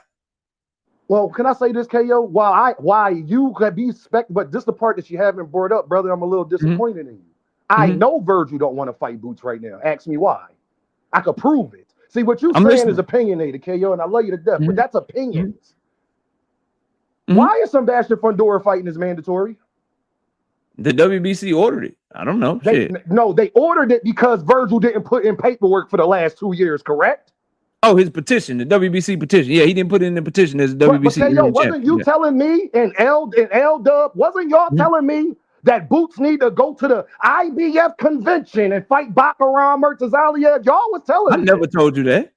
L-Dub was. Y'all was saying he still petitioned to fight Bakaram instead of fighting Ismail. What does all of this have to do? My point is, KO, I'm about to tell you, I can prove in actions, KO, outside of words. That man could be fighting Fundora right now where we shouldn't even be talking about Jaron in this. But he did not put in the petition. Hold on, knockout. After Oscar saying recently, after Vergil saying they want to fight Fundora too, did they take action to fight Fundora? No. Okay, then. So why should I believe they want to fight? What actions have they took to fight Jaron Ennis so far? Besides words, because KO, you can't go off of words because then we got to apologize to Devin and Shakur for everything they ever said. Listen to me, fam. Listen to me, fam. You're making assertions about Vergil Ortiz being a duck. You're saying that Vergil Ortiz doesn't really want the fight. I know he don't because he ain't doing with Fundora. I hear you on all of that. I'm simply saying it's a bigger and better fight than Josh fucking Kelly. But that's what I'm telling you. Vergil don't want to fight. So what's the best option if Vergil don't want to fight? But if Vergil is up here bluffing and talking all the shit that he and his team is talking publicly, what's it to just send another offer? KO, what? Because Boots already know he's bluffing because we shouldn't be talking. He's bluffing with Fundora. What I'm telling you, KO, he's already proven to you he's lying. He say he want to fight Fundora. He's been an interim champ for 2 years. KO, me and you both know he didn't just find out that Fundora was about to get a mandatory. That's not how that works. Vergil admitted he talked to Mauricio Suleiman. Why he ain't put in the paperwork then? Because he didn't put action. He didn't put action behind his words. He's in a position to force Fundora to fight him. But we're not talking about Vergil versus Fundora, bro. We're talking about this idea. Maybe you don't agree with this. Maybe you don't agree with this. We're talking about this idea that Josh Kelly. Hold on, let me talk, bro. We're talking about KO. We got to come to a common ground. I'll let you talk, bro. Go ahead. You're asking me why, KO, that Dean. We're not talking about Fundora. Yes, we are, because he should be fighting Fundora right now. No, you can't tell me, Dean. I know he wants to fight Boots, but we're not talking about Fundora. He should be fighting Fundora now. I am talking about his actions have to come after words. And KO, why I'm talking to you is because this is the exact argument you would make with Devin or anybody else. They could say whatever. What actions, like Shakur, has Vergil taken to fight Jaron Ennis? Now, I'm gonna tell you again, none. He hasn't made. I'm not. That's not. Think God do nothing until he does. No, that's not what we're talking about. Because the onus is still on the A side. It's on. No, it's not. The onus is not on Gervonta Davis to fight an offer, bro. Right now, no, it's not. You have to do what Tank Davis did to Devin Haney. You have to do what Tank Davis did to Shakur Stevenson. You have to keep doing it. So, do you want Tank to stop trying to fight niggas? No, you don't. No, see, no, KO. That's what we're talking about is the bigger and better fight. No. Here's the thing that y'all always do, bro. Y'all understand it until somebody else gets involved. Listen to what I'm saying, bro. No, that you can't use that. You can't use that with me. That's not true. Let me talk, bro. No, I'm just telling you what you. I know the example. I heard your video earlier. You cannot say that with me. I never tell the A side after the B side blatantly dump him. You can't find Dean nowhere saying the A side got to fight him. Nowhere. Dean, let me talk. Go ahead. I'm just like we got to get some parameters, though, KO, because you made a point that don't contain to me. You don't even know what I'm about to say. I do know what you're about to say. No, you don't. Earlier. Well, then let me say it, and then you should be able to cook it very easily. Go ahead. If I ask you, Dean, what's the bigger fight between Devin Haney? Is the bigger and better fight Devin Haney versus Liam Perot or Devin Haney versus Gervonta Davis? Devin Haney versus Gervonta Davis. If I ask you what's the bigger fight between Gervonta Davis and Shakur Stevenson or Shakur Stevenson and Dalton Smith, you're going to tell me Tank. Tank, obviously, yes.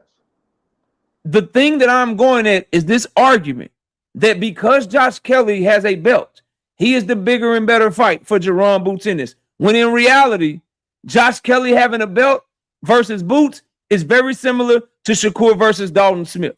It's a good fight. It's okay, fine. You get in unification, no problem. It's very similar to Devin Haney and Liam Perot. You get in the unification in, okay, you want to be undisputed, cool, no problem, whatever. The difference is that with those fighters, we tend to understand that Tank is still the bigger and better fight because we know how big that fight is and how people have been asking for it.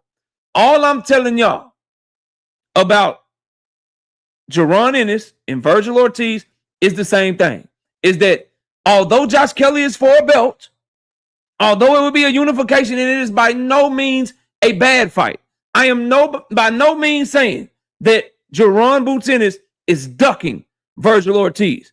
All I'm simply getting y'all to trying to get y'all to admit is that Josh Kelly is a good unification fight, but the bigger fight, the better fight, the fight that fans want to see more, the fight that people talk about more is Jaron Boots Ennis versus Vergil Ortiz. That's a fact, bro. That's all I'm telling you. You want to have conversation with me about Vergil ducking KO. Vergil don't want it. Why he ain't do this with Fundora? That has no bearing on what the bigger fight is, bro. Now, let me say this. With the part you're missing, though, KO, is nobody is disagreeing with you that Vergil is a bigger fight. Nobody, I don't believe you can find nobody that said that Vergil Ortiz and Jaron Boots Ennis is not a bigger fight than Josh Kelly, but you're missing one big main factor when you bring these things up. Mm-hmm. Tank Davis versus Devin is the bigger fight, but the onus is on Devin. If Gervonta Davis comes back and don't fight Devin, knockout, you're not going to criticize Tank. Why? Why not? Because Tank did not turn down the offer. Devin did. Shakur with O'Shaquie Foster. So Shakur should just still so O'Shaquie Foster should just still go after Shakur Stevenson. I have no problem with that if he was the B side. The B side is the person turning it down. Mm-hmm. This is not on the A side after they offer you a fight and you turn it down, Keyshawn Davis. So Devin Haney should still pursue Keyshawn Davis, even though Keyshawn Davis blatantly ducked the fuck out of him. See, that's the part you're missing. We want to see the Vergil fight. The Vergil fight ain't happened because of Vergil. Boots literally had his signature on the contract. So it's not because it's Jaron Ennis. No, I don't hold Gervonta to the standard that he got to chase around Zuffa Core. Shakur Stevenson went to Zuffa. Shakur has been contacted about Gervonta Davis. Would I love to see the fight? Yes. But it is on Shakur to make this fight, not Gervonta Davis. I do not criticize Gervonta Davis for that. Devin fans could never come to me and you again, KO, and talk about Gervonta and Devin when a nigga took a $6 million guarantee over $20-30 million easily. Mm-hmm. Would I still like to see Vergil and Boots? Absolutely. Mm-hmm. It's not Jaron Ennis to make that happen, though, now. And it's even worse with Jaron Ennis because he's ducked him at 2 weight classes, and he hasn't even done what Boots did in the time frame that Boots been at 154. And when I was reason why I brought Fundora up, it's not to talk about Fundora, it's to talk about actions. Vergil has said in that same interview he wants to fight Fundora too, and he literally had a chance to become this man's mandatory. He ain't wrote shit down. So it's not that it's because it's Boots or it's because of anybody else. It's the fact that once the A side does what I ask them to do, KO, I don't hold the A side to that standard no more. They already went out their way, KO, offering you the fight. Mm-hmm. Who was you to turn it down in the first place? Only reason why we got Xander in Boots is because Vergil turned it down. Mm-hmm. So now it's on Jaron Ennis to not play sick and do a WWE match and go out the ring 15 minutes later and say he want Earl Spence and shit like that. Jaron Ennis flew to that man's hometown, got in the ring, I remember said he with the wanted black him hoodie next, and that man went 15 minutes after said he wanted Earl Spence Jr. So no, KO, when the A side offers you a fight and it's very reasonable, we talking about very reasonable, Gervonta Davis, 144, no rehydration cost, 30% of all the revenue. After that, it's not on Tank. Would I like to see it? Yes. But Devin and them will have to come around and make sure they make the fight happen, not Gervonta Davis. It is not on Gervonta Davis to chase Shakur Stevenson over there at Zuffa. It's not on Gervonta Davis to do that. So that's my standpoint, brother. I ain't mad at that. This is what I'm saying to you, bro. And salute to the homie Dean. Y'all go subscribe to his channel. The whole timeline. Okay, yo, before you go, you got a lot of people behind you, Mahami? I got like 2. All right, cool. All right. Yeah, I got 817 and I got the homie paid. I'm gonna give you the last word though. I'm gonna respond to everything you just said, then I'll give you the last word, and I'll move to the next one, bro. But I'll give you the last word on this. But let me just say this and then I'll pass it back to you. So I hear everything you said. I think this is a good conversation because what I'm trying to get you to see is I understand everything you're saying. I don't think you told a single lie in what you said about the moves of Vergil Ortiz. What I'm pointing to is I want to continue to push for the bigger and better fight. It was some bullshit in the game when Jaron Boots Ennis was saying he didn't want to come to 154 to fight Vergil in Saudi Arabia, but he sent Charles Conwell an offer at 154. It was some bullshit in the game. It's been bullshit in the game and back and forth bullshit with these two the entire time. A lot of times I feel like you can point the finger at Vergil based on facts. A lot of times I feel like you can point the finger at Boots based on facts. This year, 2026, it's all on Vergil. What I am trying to point to and get y'all to see is we should never stop pushing for the fucking fight. And at the end of the day, yes, Vergil Ortiz ducked the fuck out of Jaron Boots Ennis with this Oscar De La Hoya shit, in my opinion. I can't really put my finger on it. I can't fucking prove it. But that timing of getting back cool with Oscar De La Hoya, y'all get no disagreement from me on that. But what I am pointing to is, why is it now because we don't like what Vergil did? We don't like what Vergil, how he ducked. We don't like how he played games with Boots. Now we cool with Boots just saying, nah, fuck Vergil, nigga, I'm going to get Josh Kelly. No, I still want the better fight. So if I hear this nigga and his team talking on interviews like they really want something, pull that card. It's nothing to pull that card.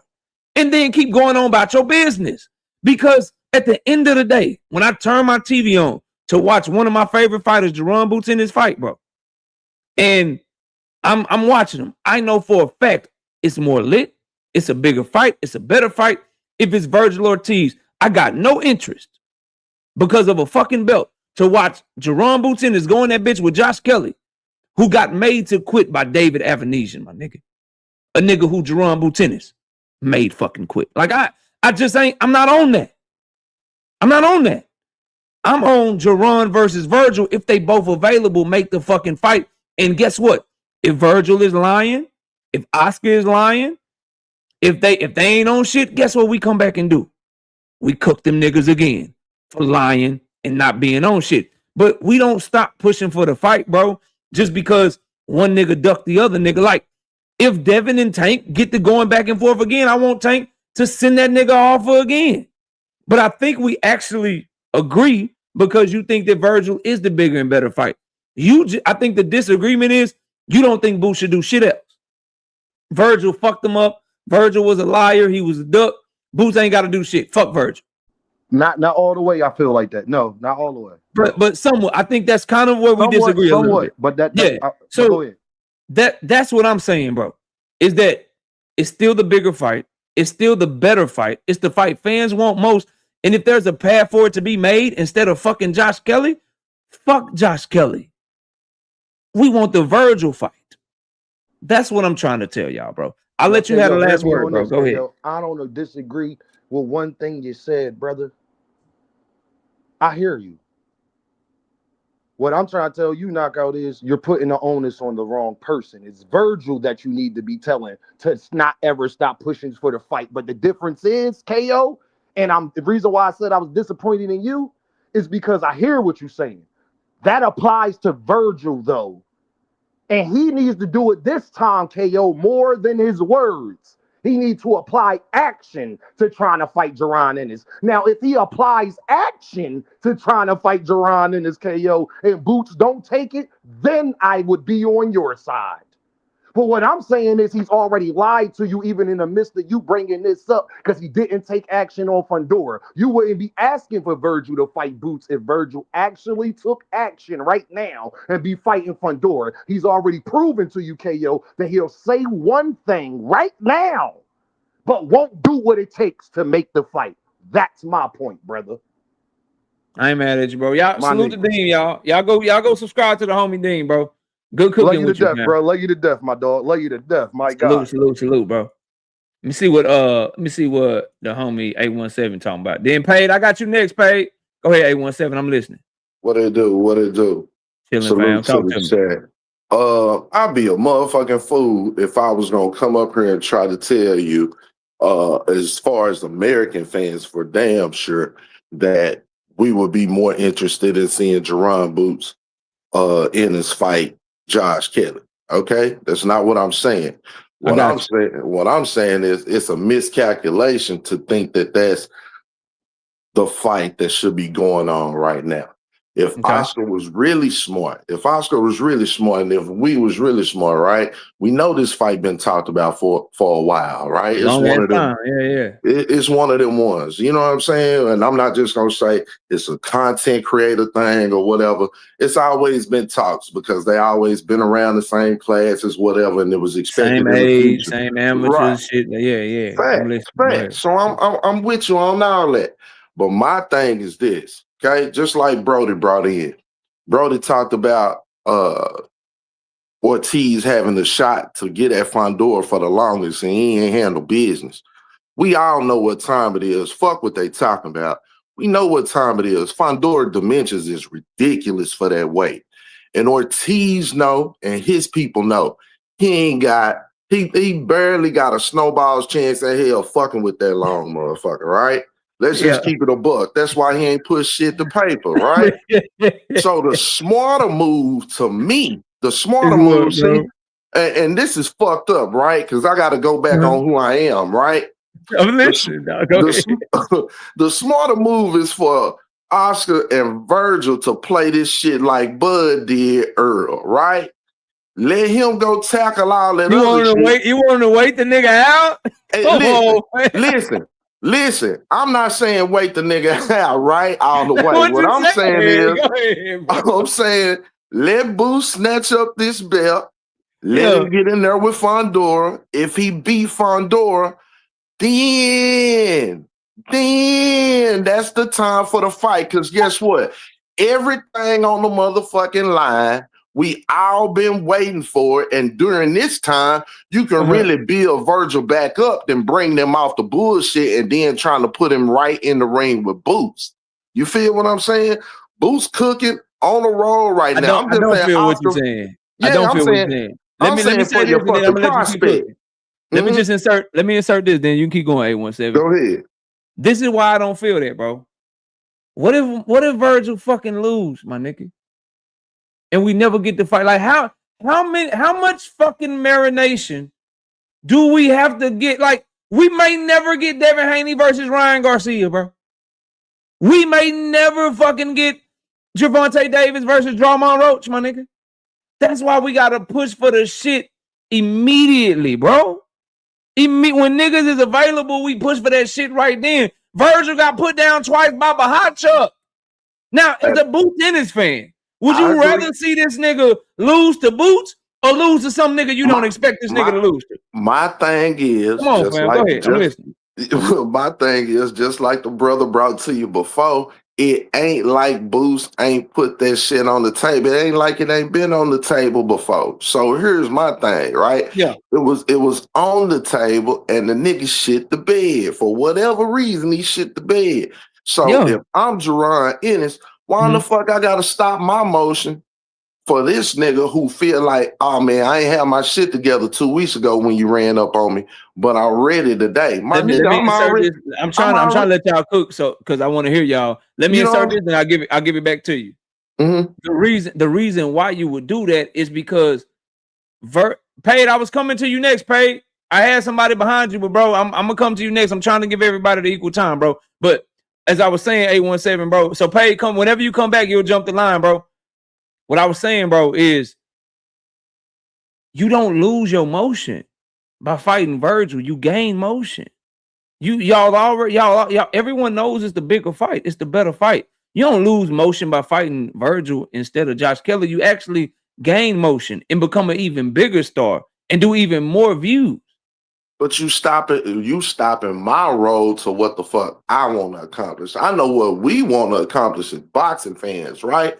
But Jaron Ennis has been steadfast and upfront about what he motherfucking want to accomplish. And listen, he was gonna do that in the midst of accomplishing his goals, and the nigga fucked off the shot. So, bro, I just think strategically for Oscar now, right? For Oscar now, because they know they don't want to fuck with Fondor, bro. Go on and let him, go on and listen. I'm gonna get my fighter ready to take everything. You feel what I'm saying? I'm gonna get my fighter ready to take everything rather than take some things. And then if they do fight KO, right? And let's say Vergil catch Boost and stop it. Nigga, Yeah. he not finna fight Fundora. He done already showed you that. The only threat to this man really at that weight right now is Boots. Say, man, So two things. Oscar, man, stop snorting. Get out them goddamn heels, man, and make some real business moves. Two things. And I said this earlier. I say everything for a reason. Dean, please, boy, I ain't even breaking the sweat with you niggas, Dean. Stop it right now, bro. So 2 things, bro. Number one, fam. I don't like. I told y'all this when I started the show. I don't give a fuck about their strategies or their dreams. 817. And you shouldn't either. Like, why do you niggas care about these fighters' dreams and aspirations and how they need to move strategically? Nigga, we push for the fights. We want the fight right the fuck now. Fuck the strategy. Fuck Oscar De La Hoya and the smart shit in the strategy or whatever. Fuck Jaron, not fuck Jaron Boots in, but fuck his undisputed run. And I want the better fight right the fuck now, bro. Like, I want the best because niggas lose. Niggas end up getting hurt. They move weight classes. They find new ways of out this bitch. If you ever have a chance to call a motherfucker bluff or be available or get a nigga to duck you or whatever, nigga, you push for that shit. Cause tomorrow's not promised, my nigga. And Jaron Boots Ennis, if he fuck around and let Vergil lose to somebody else, he fucking up the bag. So Josh Kelly done already lost, my nigga. So Josh Kelly is the foregone conclusion. Right, and listen, I think we both on the same page. You know what I'm saying? But in saying that, I'm gonna say this, so I'm gonna get out the way. And I got a question for you too. Yeah, go ahead. Bro, when the opportunity presents itself, even if it's a shit sandwich, man, you know what I'm saying? Like, a nigga gotta be in position to take it. And in saying that, right, everybody on Keyshawn ass for ducking it. I just think the boy wrote a check his ass couldn't cash. He overestimated his motherfucking value. And if it's true that Jay Prince get 35% every time he motherfucking fight, y'all do the math. That's $735K out of that 2.1. 35% is fucking crazy. Right? and then KO, I'm gonna ask you this, and you can answer this with me out the way. Okay. And everybody else in the chat. Besides that, y'all, if that's true, right? If Key fucked around, fucked over the 3 million, went to purse bid 2.1, right? If it's true that Jay Prince takes $735K and or 35% every time this nigga fight, would have been $735K out of that. Who the fuck else he got to pay? And what would he be left with? And the fact that we all know Devin Haney probably beat him. I'm gonna give you something to think about. You go ahead and get out the way. I'm gonna answer your question though. But you go ahead and get out the way, and then we got paid next. But to answer your question, 817 and everybody in the chat, I don't give a fuck about that because guess what? Whatever Jay Prince percentage was, he's taking that shit when you fight for less money too. He not changing his percentage because your money is lesser. Boxing Nerd, I was coming to you next, but Paige was here first. You can be next, bro. Come on back up. So it don't matter. You rather have him take 35% of 2.1 million than 35% of the million fucking dollars that you made against motherfucking Jermaine Ortiz or whoever the fuck it was. Like, you still do that, bro. You still, like, that's still a duck because his percentage is his fucking percentage no matter how much you fighting for, bro. So I still ain't fucking with that. Duck, goose out this bitch. That nigga playing duck hunt, bro. But go ahead, Paige. I'm listening, bro. Paige, you there? Hey, yo, Paige. Paid in full. Paige. Yeah. Hey, Paige, if you in the chat, let him know he can't hear. I can't hear him if he talking. Boxing Nerd, talk to me. Oh, hold on. No, he came back. Paige. Paige, you there? Hey, yo, Paige. Paige, are you there, bro? Okay, nah, I can't hear you, fam. Boxing Nerd, you can come back. Boxing Nerd, you there? Yeah, sorry about that. I had some audio issues. You hear me? Good. Cool. I can hear you. Talk to me. All right, so I'm sure you've been hearing this argument, but I'll bring it to you in a different perspective. I'm listening. When it comes to the boost. Hold on, I think I might have some. Hold on, let me catch your super chat. Shout out to Son of Michael with the 2 piece in the super chat. He said, Absolutely nothing. Just showing love to the channel. I appreciate you, big dog. Shout out to Herbert Johnson, 5-piece. No Biscuit and Super J says the video Oscar said Vergil deserves it because he's a great champ. He already lied. Just like the lawsuit, you'll see KO. Salute everyone in the chat. He didn't call Vergil a champ, dog. He called a nigga a champ. Come on, bro. Don't tell me that, bro. Shout out to SBG Mello with the 5-piece. No Biscuit in the Super Chat. He said absolutely nothing. Just showing love to the channel. Hold on, Boxing Nerd. Paid came back and then you next. He was here first, but I got you next, Boxing Nerd. Paid, are you there? Can we hear you? Hello. What's going on, bro? There you go. What's up, fam? Talk to me. What's going on? No, bro, I don't really got too much smoke. I just think that as far as Boots fighting Vergil Ortiz, we gotta kind of be honest, bro, because like I feel like if this the thing, this is what I'm looking at, because we already know that Oscar and Vergil always be playing games, bro, when it comes to situations like that. Mm-hmm. And I'm pretty sure if they was in Boots' situation, bro, they would tell that nigga to go in. He just like they was doing when he didn't even have no belt. You heard his trainers and everybody telling that nigga, bro, no, Boots got to get at the back of the line. He got to wait his turn.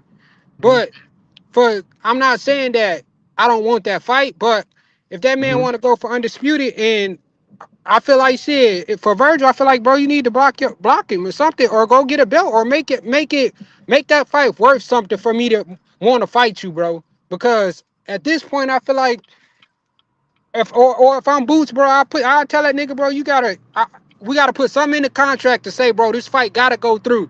Ain't no pulling away from the table, because like I said, Oscar said a lot of shit, but at the same time, he be on a lot of bullshit as well, because just like he said, everything gotta be fair. What do you mean everything gotta be fair? Fair is what? If you understand everything is the A side, that means that whatever it takes to get that fight, Vergil need to do. We already know boxing ain't never been no fair game. So whatever he put on the table for Vergil to take, that's what Vergil need to do. Yeah, as long as Vergil getting a unified title shot opportunity and getting the biggest bag of his career, that's really all he can ask of when fighting somebody like Boots Ennis, who's clearly the A side in this fight.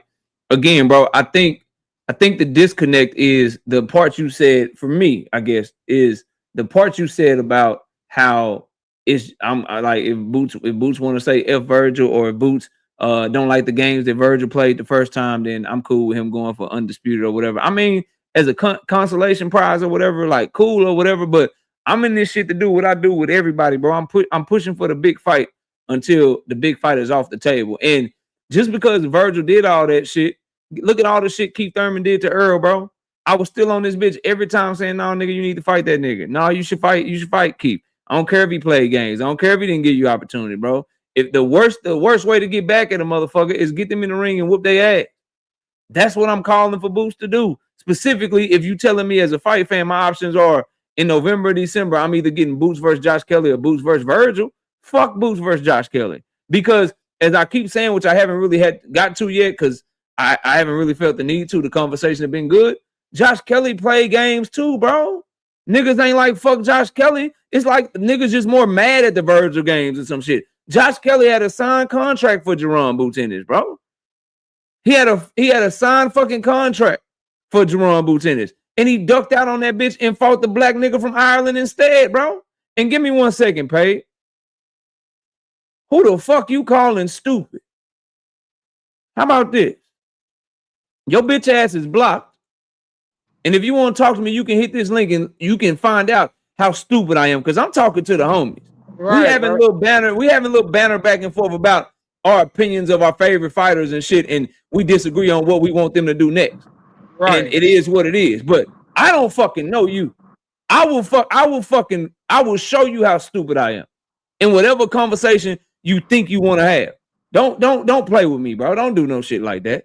Yeah, niggas y'all crazy in the motherfucker. Go ahead, Pate. I'm listening. Yeah, bro. Niggas be getting out of line sometimes, bro, in the chat, bro. And it's like, bro, at the end of the day, bro, we always have these conversations to where we disagree with each other, and we always talk about our opinions, bro. At the end of the day, it ain't gonna never lead to no disrespectful shit. Like niggas be jumping out of bodies, bro, over stupid shit, bro. Yeah. I'm gonna give you the last word on this because it's kind of piling up behind you. I'm gonna let you have the last word, bro. You go ahead. Okay, bet. I'm gonna just say, bro, if I feel like I want that fight, bro, but like I said, I feel like Josh Kelly ain't really that big of a fight, but I kind of feel like damn near anybody that Boots fight from this point on, I think gonna probably be a big fight. It depends on how the shit is promoted, but I think that's a bigger fight monetarily from a money standpoint. But yeah, I get what you're saying, bro. I don't really too much disagree with you, but I just think that whatever that nigga do is just pretty much what he gonna do. I ain't gonna try to force him to go towards Vergil if that nigga got other plans. Is what I'm saying. Already. Shout out to Paige, man. Shout out to Brashley with the 5-piece in the super chat. He said, Keyshawn unfollowed Jay Prince. LOL.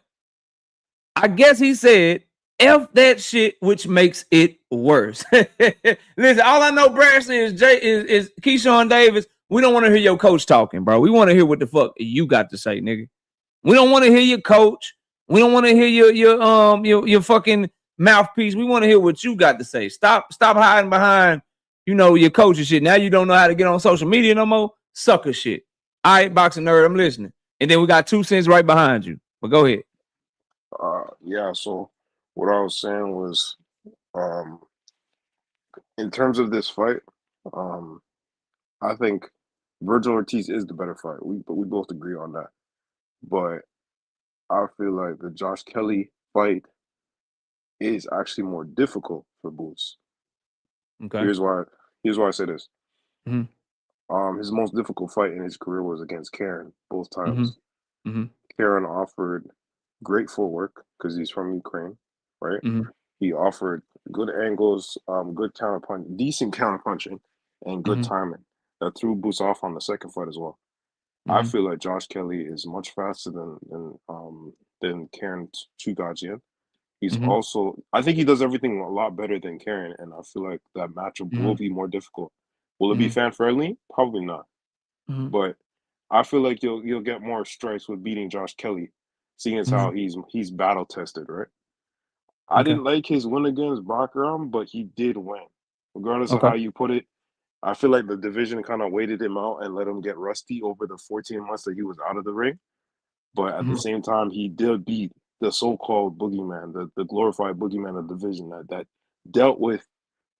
I'm going to let you keep going. I'm going to respond to you. Did you watch Josh Kelly versus Kayamine Agyarko?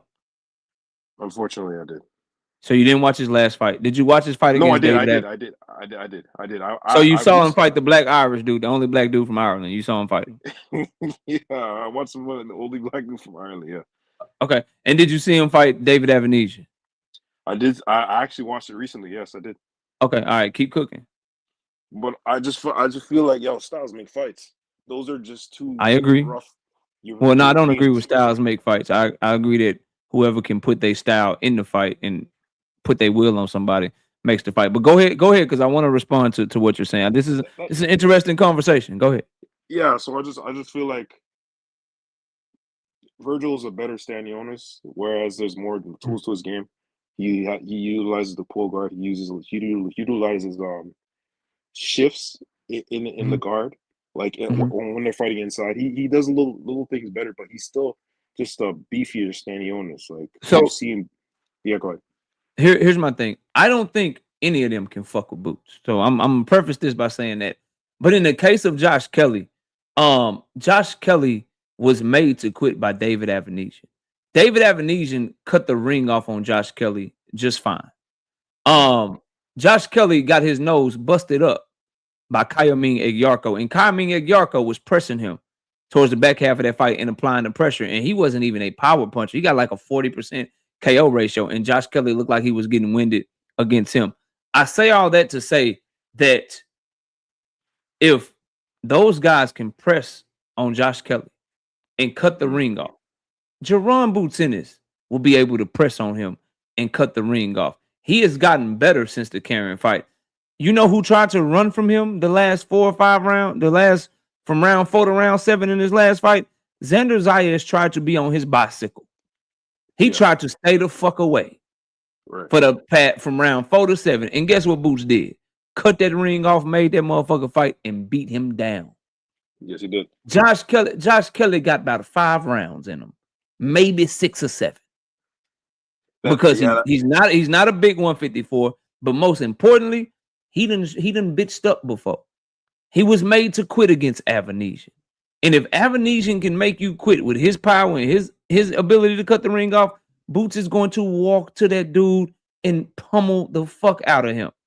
Vergil is a more difficult fight because Vergil has power and Vergil is stronger and Vergil is more of a dog than Josh Kelly. See, if Boots hurts Josh Kelly is going to just run away, hold on, and just quit. If Boots hurts Vergil's gonna swing for the motherfucking fences. He's proven that. He got put down by Bahad, got the fuck up and tried to get busy. Got put down by Mean Machine, got the fuck up and tried to get busy. Vergil will always be live because of his power, which makes him a more difficult fight to the fans. But to my overall point, I think they both get watched by Boots. But the reason that Vergil is the better fight is because of the things that I said. More people will believe in him, which will make more people buy and watch the fight. No one will believe in Josh Kelly. And if the sport of boxing is going to grow, if Boots Ennis is going to become the superstar that we want him to be, he needs the big fight. The fight that he can go viral again. The fight that's going to make Shannon Sharp be like, yo, you got to come on Club Shay Shay. I know you ain't just going on the Pivot Podcast. You got to come to Club Shay Shay, my nigga. That shit was crazy. The one that's going to have him instead of where he at right now. Let me see something. Jaron Ennis, Xander Zayed. Highlights. So Xander Zayed and Jaron Boots Ennis right now on House of Highlights got 1 million views for their highlights.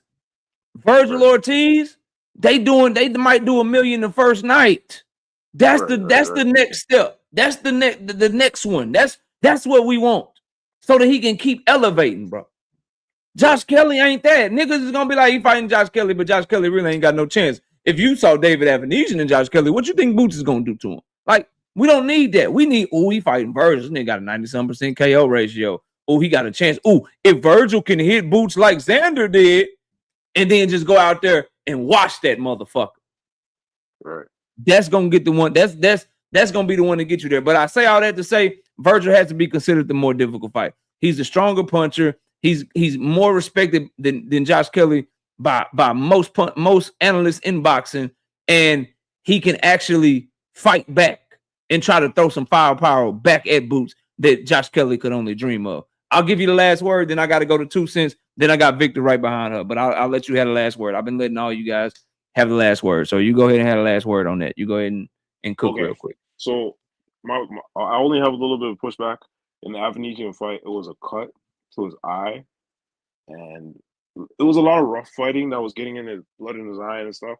But he eventually lost. And with the Greco fight, whatever the guy's name is, it was more headbutts and elbows and dirty fighting that cut his nose open and his eye open. But it was an ugly fight altogether. It wasn't fun to watch. It wasn't great. And you made some great points, and people keep forgetting that Boots is a hellacious body puncher. So he's gonna knock out whatever 12 rounds Josh Kelly has to about 6 rounds, and then eventually stop him. So I see what you're saying, and I completely forgot about Josh's stamina and his tank. So yeah, you made some great points. I just think the red belt will look nice on Boots as well. I just feel it's not a bad choice to go with Josh Kelly and then Sebastian Fondor at the middle of 2027, and then Vergil Ortiz.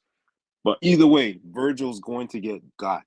That's the difference. He's not going to do an Earl Spence or Shakur Steve. I'm never fighting him because he did this, and that. Nah, Boots is with the smoke. Boots is with the smoke. I personally, if you ask me, I just wish Vergil could get to Sebastian Fondor and get in his way to get to Undisputed, to make the fight even bigger. But that's all I got right now. I got you. Salute. All right, 2 cents is here. What's up, 2 cents? Y'all go subscribe to our channel, by the way. Yeah, I let you rage bait me up here today, but I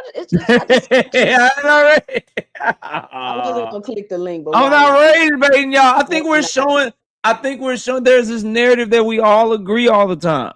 People are lying and we all agree all the time. I think this is good for the conversation. I know I'm talking to fellow Jaron Boots Ennis fans. We just got different things that we expect and want to see from them. It's all good. What's up? We agree all the time. When I was up here just a month ago telling you they was bullshitting Boots and Vergil, you wasn't trying to. Yeah, I don't know. That's what people say, though. I'm just telling you. So it is what it is. This is the thing, real quick, right?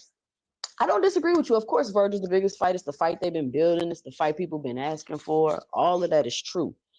But this is what I'm saying, KO.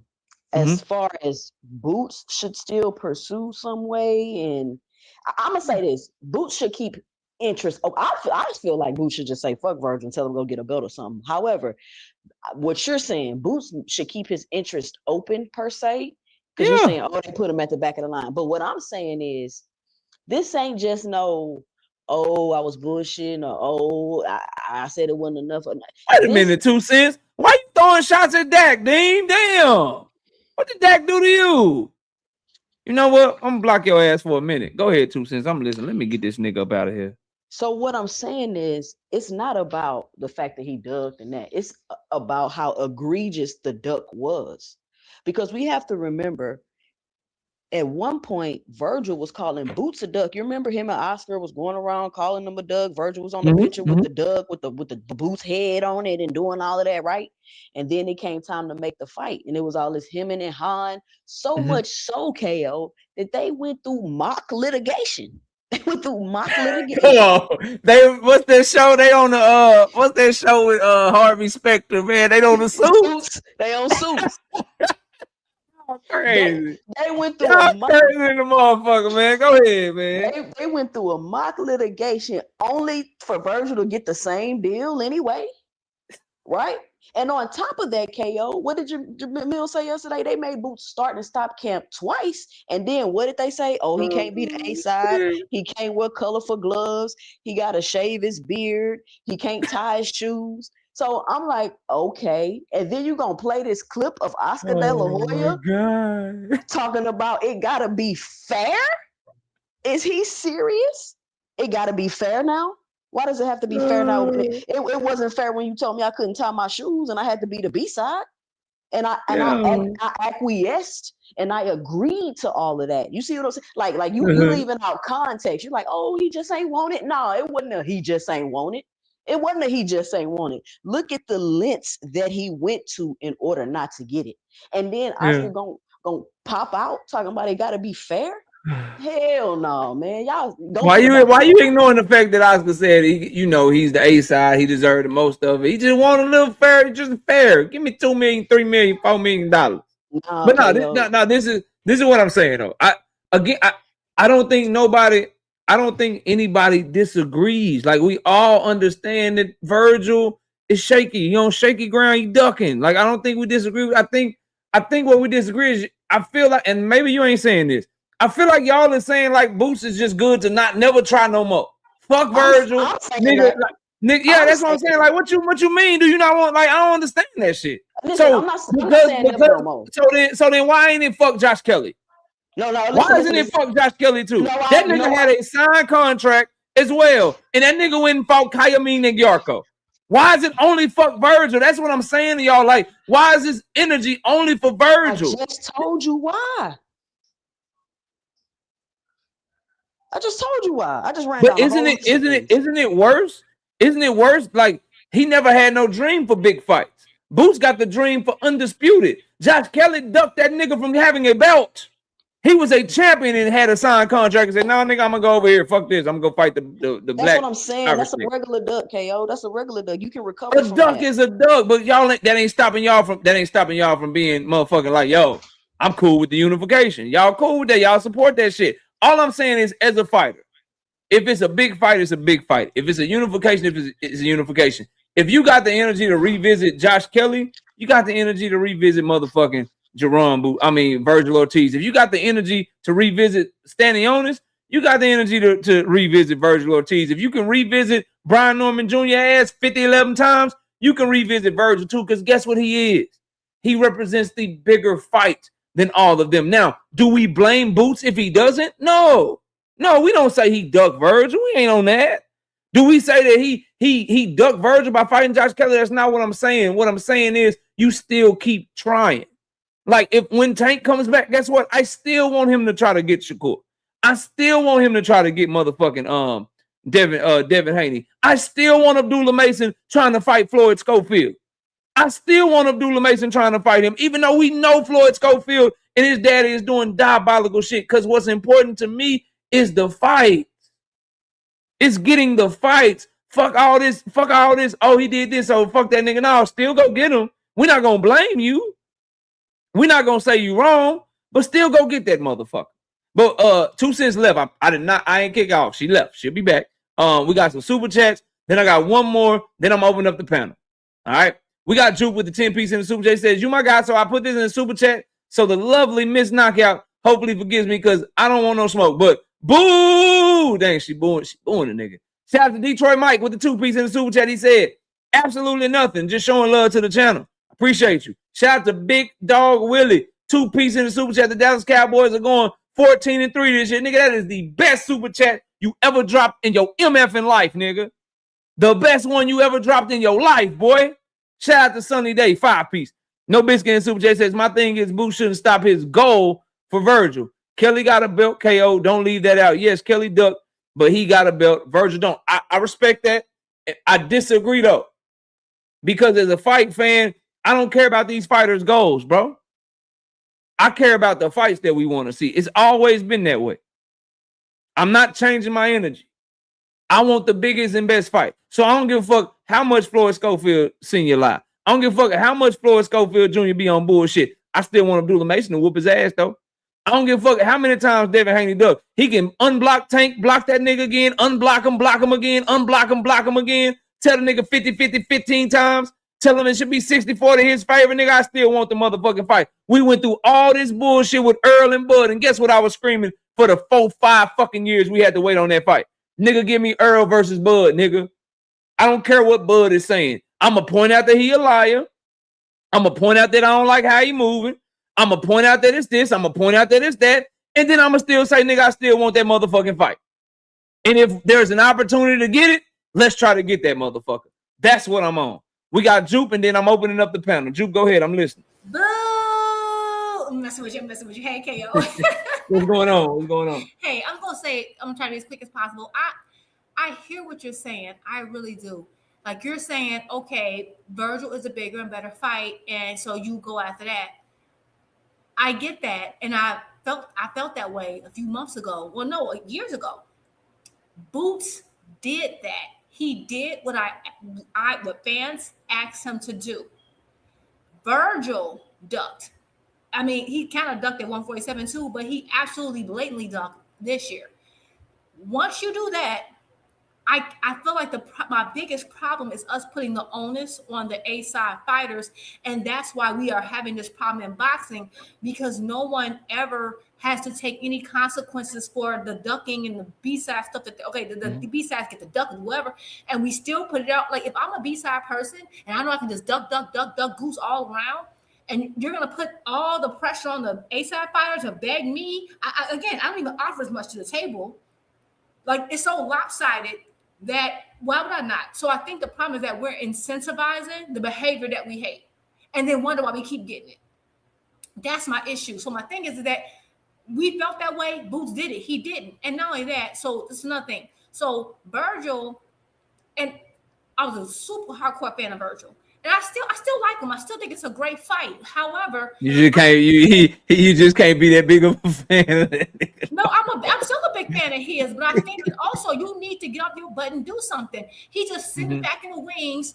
I think the problem is that fans have made things so easy for some of the B-sides that is causing an epidemic. And I don't know if y'all see it. It's because like you saying, like you gave Tank, for example. Oh, I would want him to keep going after Devin. No, I know. Tank don't have to do anything else. You did what you're supposed to do. Just like if Canelo would have ever said, okay, Benavidez, I'm going to offer you this, and Benavidez ducked it, I wouldn't dare ask Canelo to do anything else beyond that. And that's the thing. Like, I'm the one with the money. And it's like you're kind of giving the B-sides more leverage that they haven't gained when you do that. That's why they're doing that, because the reason why Shakur can sign whoever and don't care and say, well, we can still make the fight, because he know KO, who loves these fights, which I get it because you're a hardcore like I am. They know you're going to put it on the A side. They know you are. So you're incentivizing the behavior. At some point, I don't have a problem with people saying that Vergil on the back on the back of the list. He's earned his way to being there. He has not done anything. And I get you saying the whole thing with what's his name, Kelly? Oh, Kelly Doug too. But like the super chat said before, yeah, but at least Kelly had the the wherewithal to know, you know what, I'm gonna go ahead and get myself some leverage. I'm gonna go ahead and get at least, and he actually fought a dog. Because I actually think Murtazaliev is a good fighter. He at least beat that man. Vergil has not done anything, and it's just like every time Vergil tweets or Oscar tweets or has an interview, which cost them nothing, Boost needs to have his team do. No, he does not. No, he does not. I think Vergil needs to get a little fear in him and say, oh my God, these fights could pass me by because I've been on this duck mess. I don't have a problem. I'm not saying that he shouldn't fight him. Like, I'm not saying if Kelly, let's say Kelly gets the mandatory, because I've been hearing about that, how I guess Murtazaliev wants his rematch, but he's supposed to fight David Adams, and now I don't know, it's a whole bunch of stuff with that. Let's say he just can't fight and there's no other fight, and Boost wants to get some fight before the end of the year. Fine. But I know under no circumstances, and I mean under no circumstances, should he prioritize Vergil Ortiz over that fight. That's what I'm saying. I'm not saying don't take Vergil, punish him. I'm saying he should absolutely prioritize Kelly over him, because as much as I get you saying you don't care what these fights, I do. And I'm a person where there are certain fights I want more than others, but I also am a person where I want to see everybody mix it up, because when everybody mixes it up, that's how we get the upsets. That's how, for example, no one knew Jason Rosario would come in there and beat J-Rock. We didn't know that. Yeah, beat that boy ass, and then got stopped by a fucking belly jab. But go ahead. Exactly. Like 154 is my favorite division, and the let me I want to let you land your plane. Let me respond to you really quickly before I open up the panel. But just land your plane real quick so I can respond. I'm saying real quick. I'm sorry. So yeah, that's my thing. I think that even though we don't think certain fights are good, it ends up changing the biology and the makeup of the divisions. And so while I agree, of course, Vergil's a better fighter. That's why we wanted it. That doesn't mean you get to prioritize. I don't think he should prioritize him now. And I think we just reward ducking. We reward a lot of negative behavior in boxing. And I think this is part of a larger problem. But that's all I got. I got you. So I will say this, and then I'm going to let everybody up and we'll have the panel open. I'm going to say this just really quickly. I think rewarding Vergil, like Boots Ennis as a fucking reward, an angry, mad Boots Ennis that you play games with him, like if that's your fucking reward, good luck. Because that reward come with a fucking ass whooping. I'll say that, number one. Number two, I don't think it's putting much onus to simply just say, yeah, Boots, we still want to see you in that fight. If that fight is available, see if it can be made. Because you're not doing the negotiating. You're not the one that has to take time out of your day. That's what you have a team for. That's all I'm trying to get people to see. And I think everyone agrees that Vergil and Boots is the bigger and better fight. I think where we disagree is some people are kind of cool if Boots prioritizes other things or doesn't try to fight him at all. And I'm over here like, yo, if it's Vergil or Josh Kelly, nigga, try to prioritize that shit, because it is the bigger and better fight. Because I'm going to always be, what's the bigger and better fight? What's the fight that we want as fans the most? And it's going to always be Vergil Ortiz over Josh Kelly. So I don't think that's, number one, I don't think getting a fight with Jaron Boots Ennis is a reward for Vergil Ortiz. Stylistically, the level of focus, Boots kind of strikes me as David Benavidez, as somebody that if you made him like mad and put him in a position where he felt like you were playing with him, I think it only makes it worse for you on fight night. So I don't think that's a big reward. And I think I don't really care about fighting. Like, we care because we cover the sport and it's my job too, but I'm always at my core pushing for the fight. So if it comes to Boots Ennis proving a point to Vergil Ortiz, or A side proving a point to a B side, or to us getting the fight, I'm always push for the actions that get us the motherfucking fight. No, like I'm always be on that. So if Boots Ennis prioritizing Josh Kelly or saying fuck Vergil and going after Josh Kelly, and then Vergil fucking loses or something crazy happens or whatever, then I'm gonna be like, God damn, I wish he would have just fucking went for Vergil. So that's why I'm always be like, you niggas is available right now. See if y'all can make that fight. If not, I think it's fair to say, nigga, we ain't blaming Boots. That's where I think the pressure y'all are talking about, that shit would never come from me. It's, yeah, I want Vergil first, but if he don't get Vergil, you're not gonna get a Jaron Boots Ennis as a duck live stream like that. We not doing it. So that's what I'm saying. But go ahead. I've given all y'all the last word. You get the last word on this. I'm gonna let everybody else open up the panel, and then we'll have an open panel. But you go ahead and get the last word on it. I'm listening. I think you and I like agree on like 2.2% or 2% of the argument. I get what you're saying. My thing is that when I say reward, I mean financial reward, because what is clearly what Vergil wanted was that Spence fight.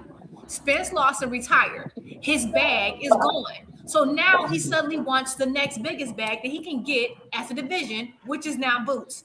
That's why. Okay. When he thought there was an option for Spence, so that's what I mean reward. I'm talking about financial reward. Financial. Okay, look out. Excuse me, KO. Could I have a minute 30 seconds on the clock, bro? Hold on, Roger. I got a list over here I want to go down before I exit, bro. I got something to say over here. Roger, you coming in? You coming in hot, fam? Hold on. I got a list over here I want to read off on mute. I'm asking for a minute and 30 seconds on mute, homeboy. Is what I'm asking for. I'm asking you to stop talking and let her finish. Go ahead. My last question to you was this. It's a question and statement. Basically, I get you saying Boots should still pursue this fight. My thing is the B-sides need to be pursuing the fight. Let Vergil chase this fight for a minute. Like, let him do I want to fight. Let him send some offers.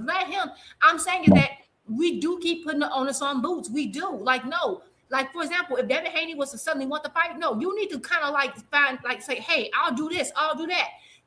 You need to put people back in I don't want to say back in a place, but yeah, in a sense, because like, hurry up, nigga. You just try taking the time to keep me from talking. Nah, don't worry about it. I'll keep you from talking. Yeah, don't worry about all it. I'm saying. So I'll keep you. I kept you from talking, nigga. I kept you from talking. Go ahead. I'm sorry. My question to you is KO. Don't you think like what's wrong with Vergil going out his way to make the fight? Like, hey, I'll do this, I'll do that. I won't wear my gloves or whatever because the same thing they did. Like, I want him to be the pursuer. That's all I'm saying. No, I don't disagree with that. I just want the motherfucking fight. But I feel like Boots should make Vergil team eat shit again. Y'all acting like it's kumbaya. Y'all acting like y'all came together. Y'all acting like it's all cool, nigga. Here go the same offer, nigga. Or here go a worse offer because I'm the A side now, bitch. Here go 65, 35. Y'all told me he wasn't going to do that. You know what I mean? No. Dean, hold on.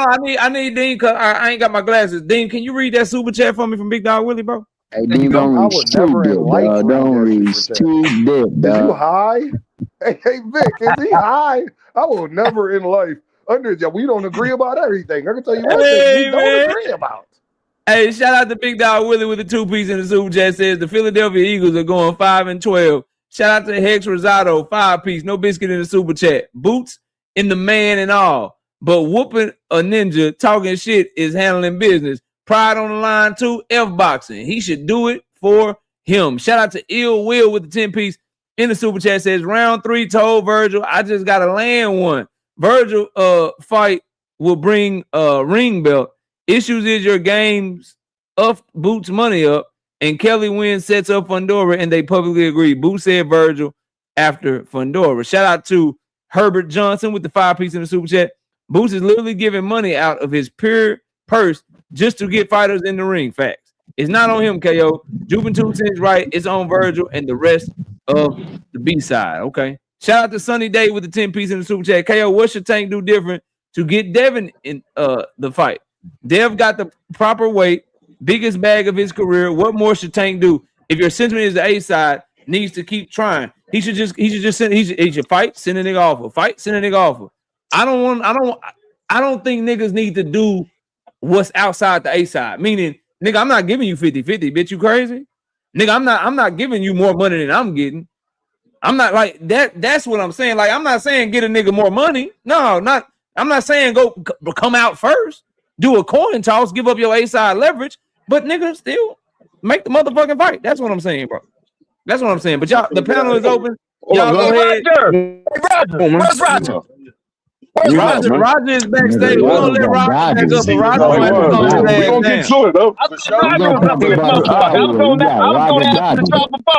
More bounce to the outs, Roger.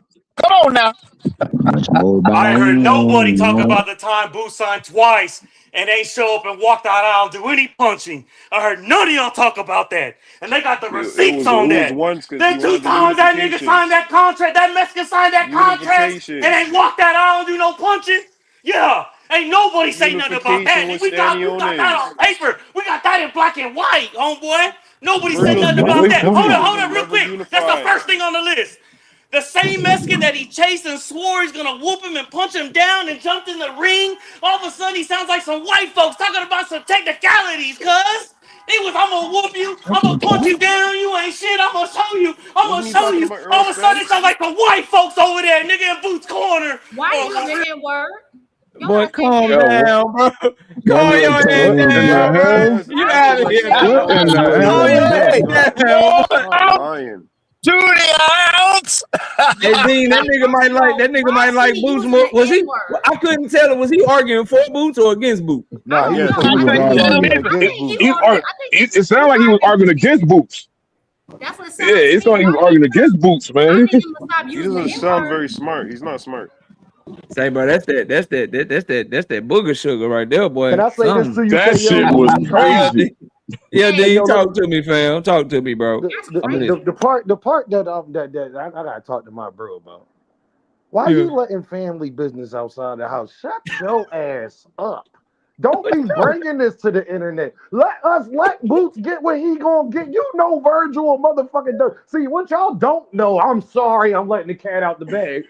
Knockout knows he do not believe Vergil can beat Jaron Ennis. Everybody knows that. I gotta talk about this. Everybody knows that. Y'all fool. Everybody knows that. He don't believe he got a chance in hell. I'm giving out the predictions, y'all. You want to know one prediction? When Vergil and Boots get made, he's picking Jaron Ennis by knockout. Go bet it. He don't believe none of this shit, y'all. I didn't say I'm picking Vergil ever, bro, ever. But I want to see Boots do it. I think it's better for his career, bro. I think he gets more traction. I think it's a bigger win, bro. KO, can you just be quiet? Can Boots get it? Can he fight Josh Kelly and go grab the belt? Man, Josh Kelly is so fucking trash, nigga. That's what you want. Let him grab that IBS belt. Hold on a second, goddamn it. This is my panel. I'm gonna say what the fuck I want to say now. That's what this nigga in 2 cents in juice and all in boxing nerd, all you motherfuckers that's talking this Josh Kelly shit. Y'all know that nigga got about 4 or 5 rounds. Y'all know that nigga got don't matter. No, not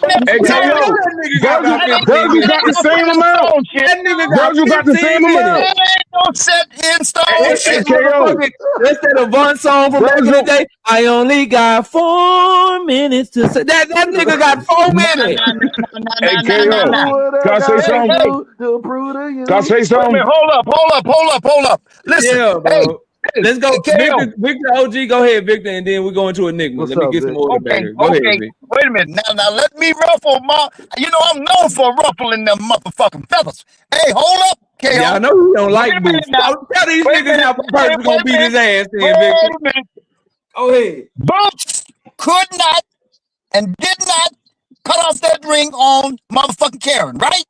Now you said, Boots has got. Why are we going back to that? You said Boots has gotten better since then, right? Mm-hmm. Well, he didn't show it in the fight with Karen, fight 2.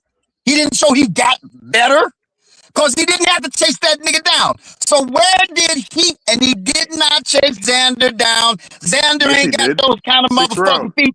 At least not in that fight. He didn't have no feet. He wasn't using that Josh Kelly kind of ring generalship. None whatsoever. So if he did fight Josh Kelly, he would be up against that, cut that motherfucking ring off test again.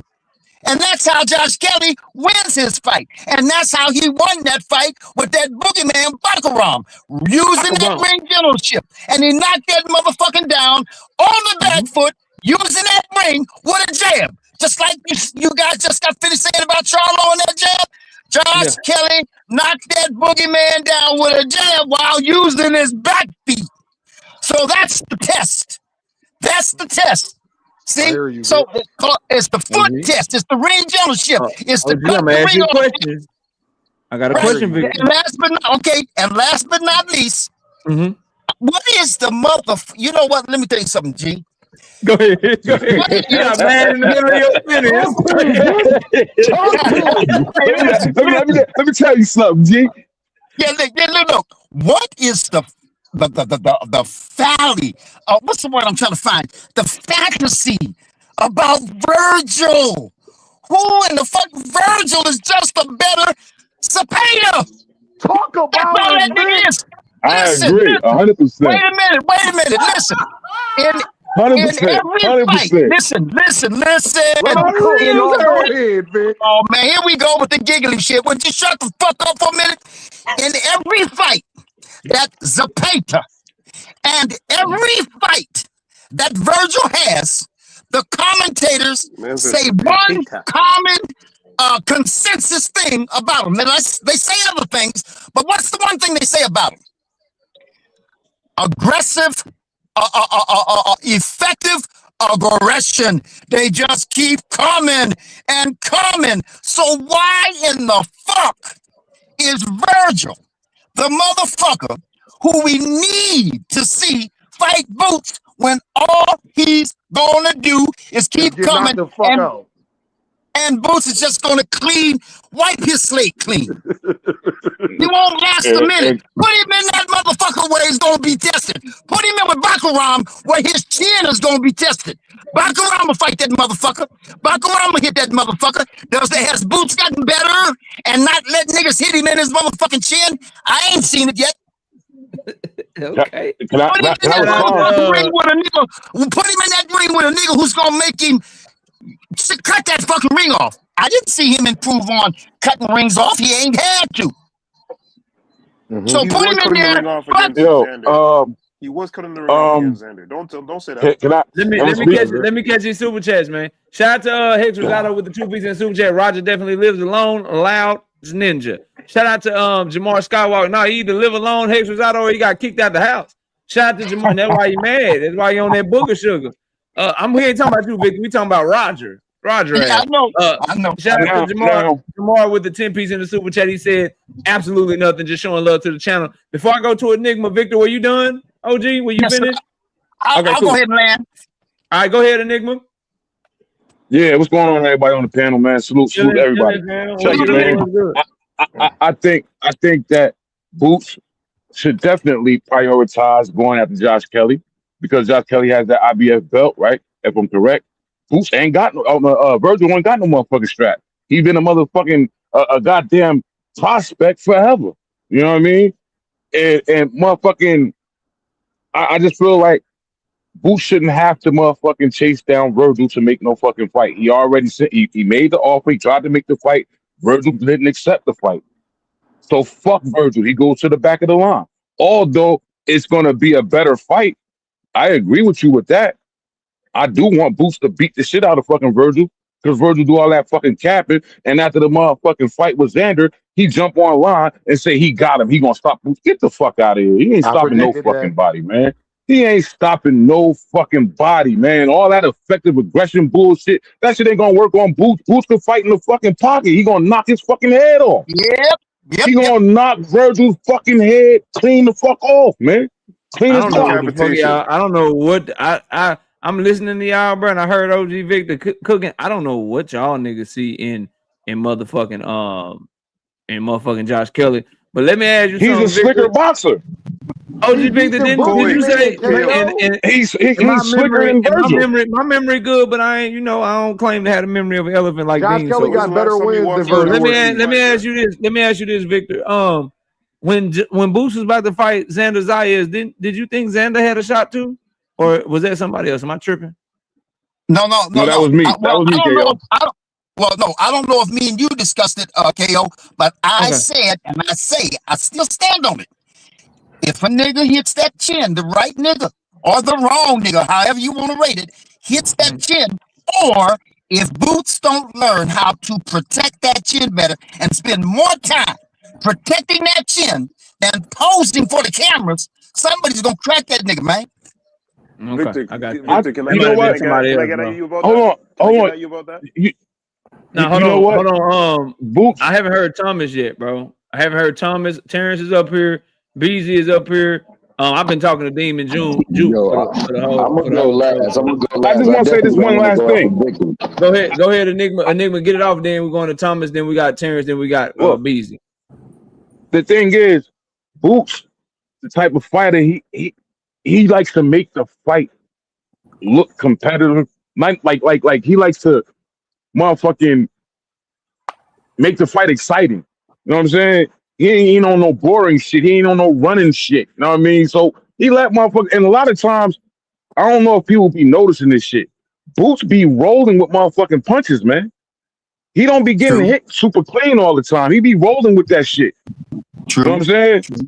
That's all I'm saying. Okay. Thomas, talk to me, bro. Thomas, you there? All right, I'm gonna go. Let There you go. me go last because I'm doing something right now. Terrence, what's up, Terrence? Terrence, you there? All right, I'm gonna go to Beezy. What's up, Beezy? Yo, you can hear me? I can hear you loud and clear, fam. Yeah, Talk we to hear me. you. Yo, Wake KO, up, Beasley. Wake up. I would agree with you if you were saying Devin should be calling out Haney. I agree with. I would agree. Why would Devin call out Haney, bro? I mean, my fault. I'm just fucking with you. I'm just fucking with you, bro. If you said You're not Boots ready should be for that. calling You're out wrong for that, Haney, bro. I would You're agree wrong for that. because that fight make him a bigger star. Like him fighting Vergil, that don't make him no bigger star. I ain't gonna lie, you can see both them niggas walking in Walmart and nobody will stop them. Nobody know neither of them niggas, man. Boots or Vergil, man. Damn, don't nobody know Boots? Nobody know that nigga except UKO. You're bugging. Yeah, you're lying, bro. And them niggas You are bugging. You Wait a fucking minute, bugging. gentlemen. No, gentlemen, he's talking about the overall general public, and he's right about that. He's right about that.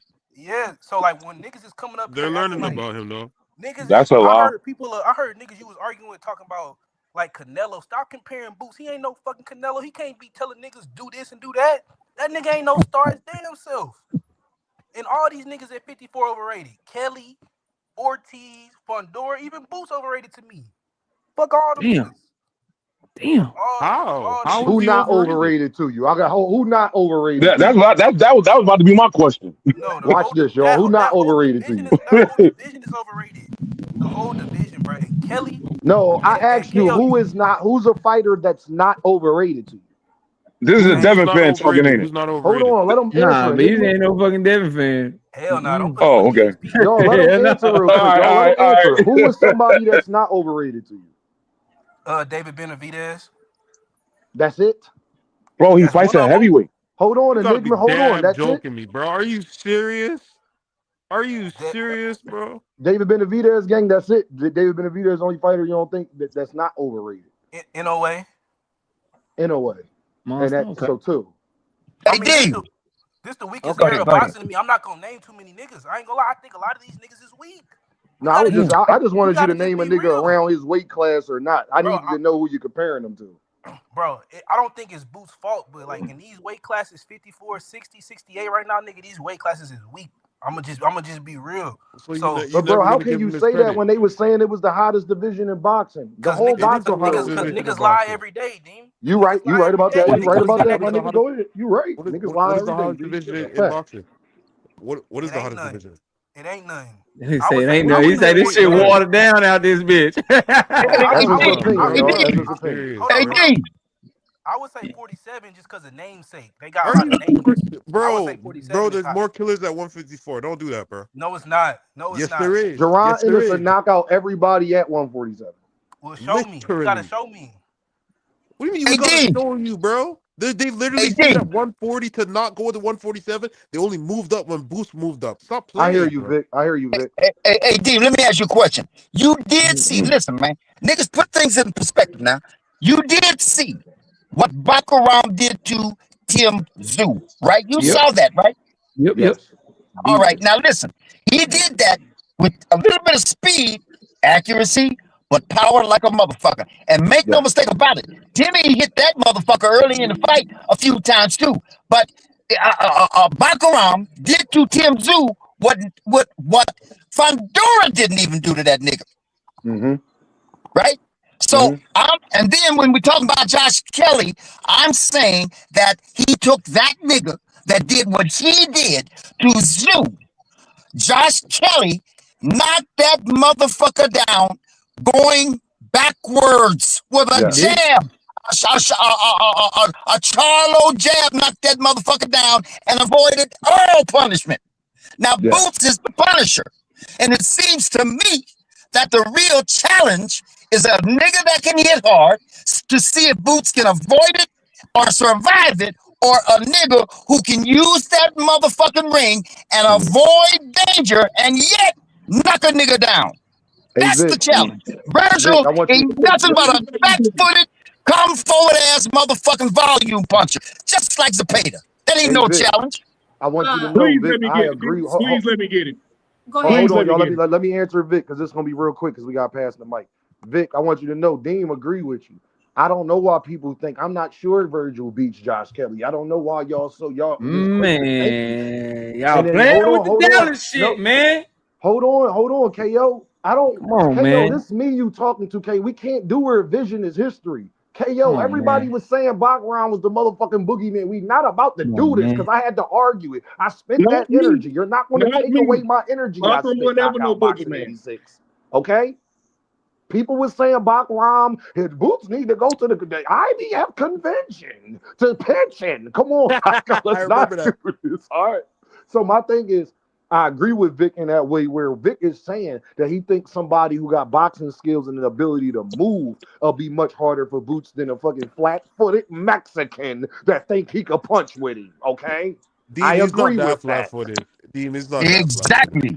Exactly. Exactly. What do you, hey, look, Who don't not be so, flat-footed? Who look, said Virgil not flat-footed? Who the fuck said that? He's not that flat-footed. He's not Who not that flat-footed? He's definitely flat-footed.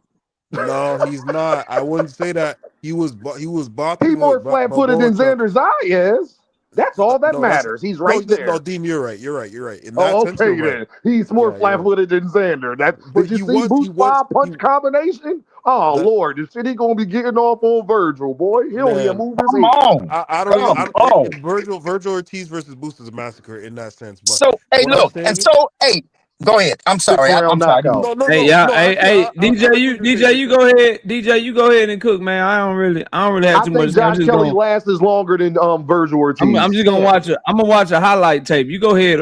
You go ahead. You go ahead, DJ. All right, so I'm gonna start with this premise that Bachram is some boogeyman because he picked that belt up off the floor after Jamel Charlo went up to fight Canelo. I believe Jamel Charlo would have got Bachram out of there in 5 rounds if he'd actually fought him instead of fighting Castaño for undisputed. I think Jamel Charlo would Not if Bachram would have hit him. Not if Bachram would have hit that nigga.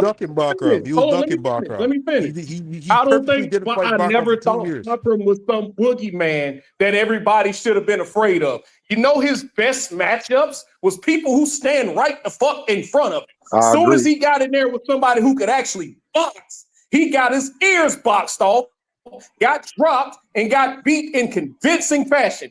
Bachram was never a boogeyman, and I'm tired of hearing that notion. Second of Hey, all, DJ, KO, I to your only point, said good that brother. because that's what they were saying at the time, bro. That's it. Continue. That's the only I reason why I got you, brought that up. Dean. I got you. I'm just saying I vehemently disagree with that. KO, another point, man, that nobody's brought up, right? You saying that Boots should continue to pursue the fight. Did Vergil come to the Boots and Xander fight, or did he stay his ass at home and tweet? That's what I was He stayed going his to ass bring at up. home and he tweeted. Thank you. He stayed his ass at home and he tweeted. I'm Hey, oh no, I telling you, was about to dog, bring it's it up too. on Vergil. Virgil's team has been telling us for the past 6 years in so many words, they don't want him in there with Boots. They Dead know body. something we don't.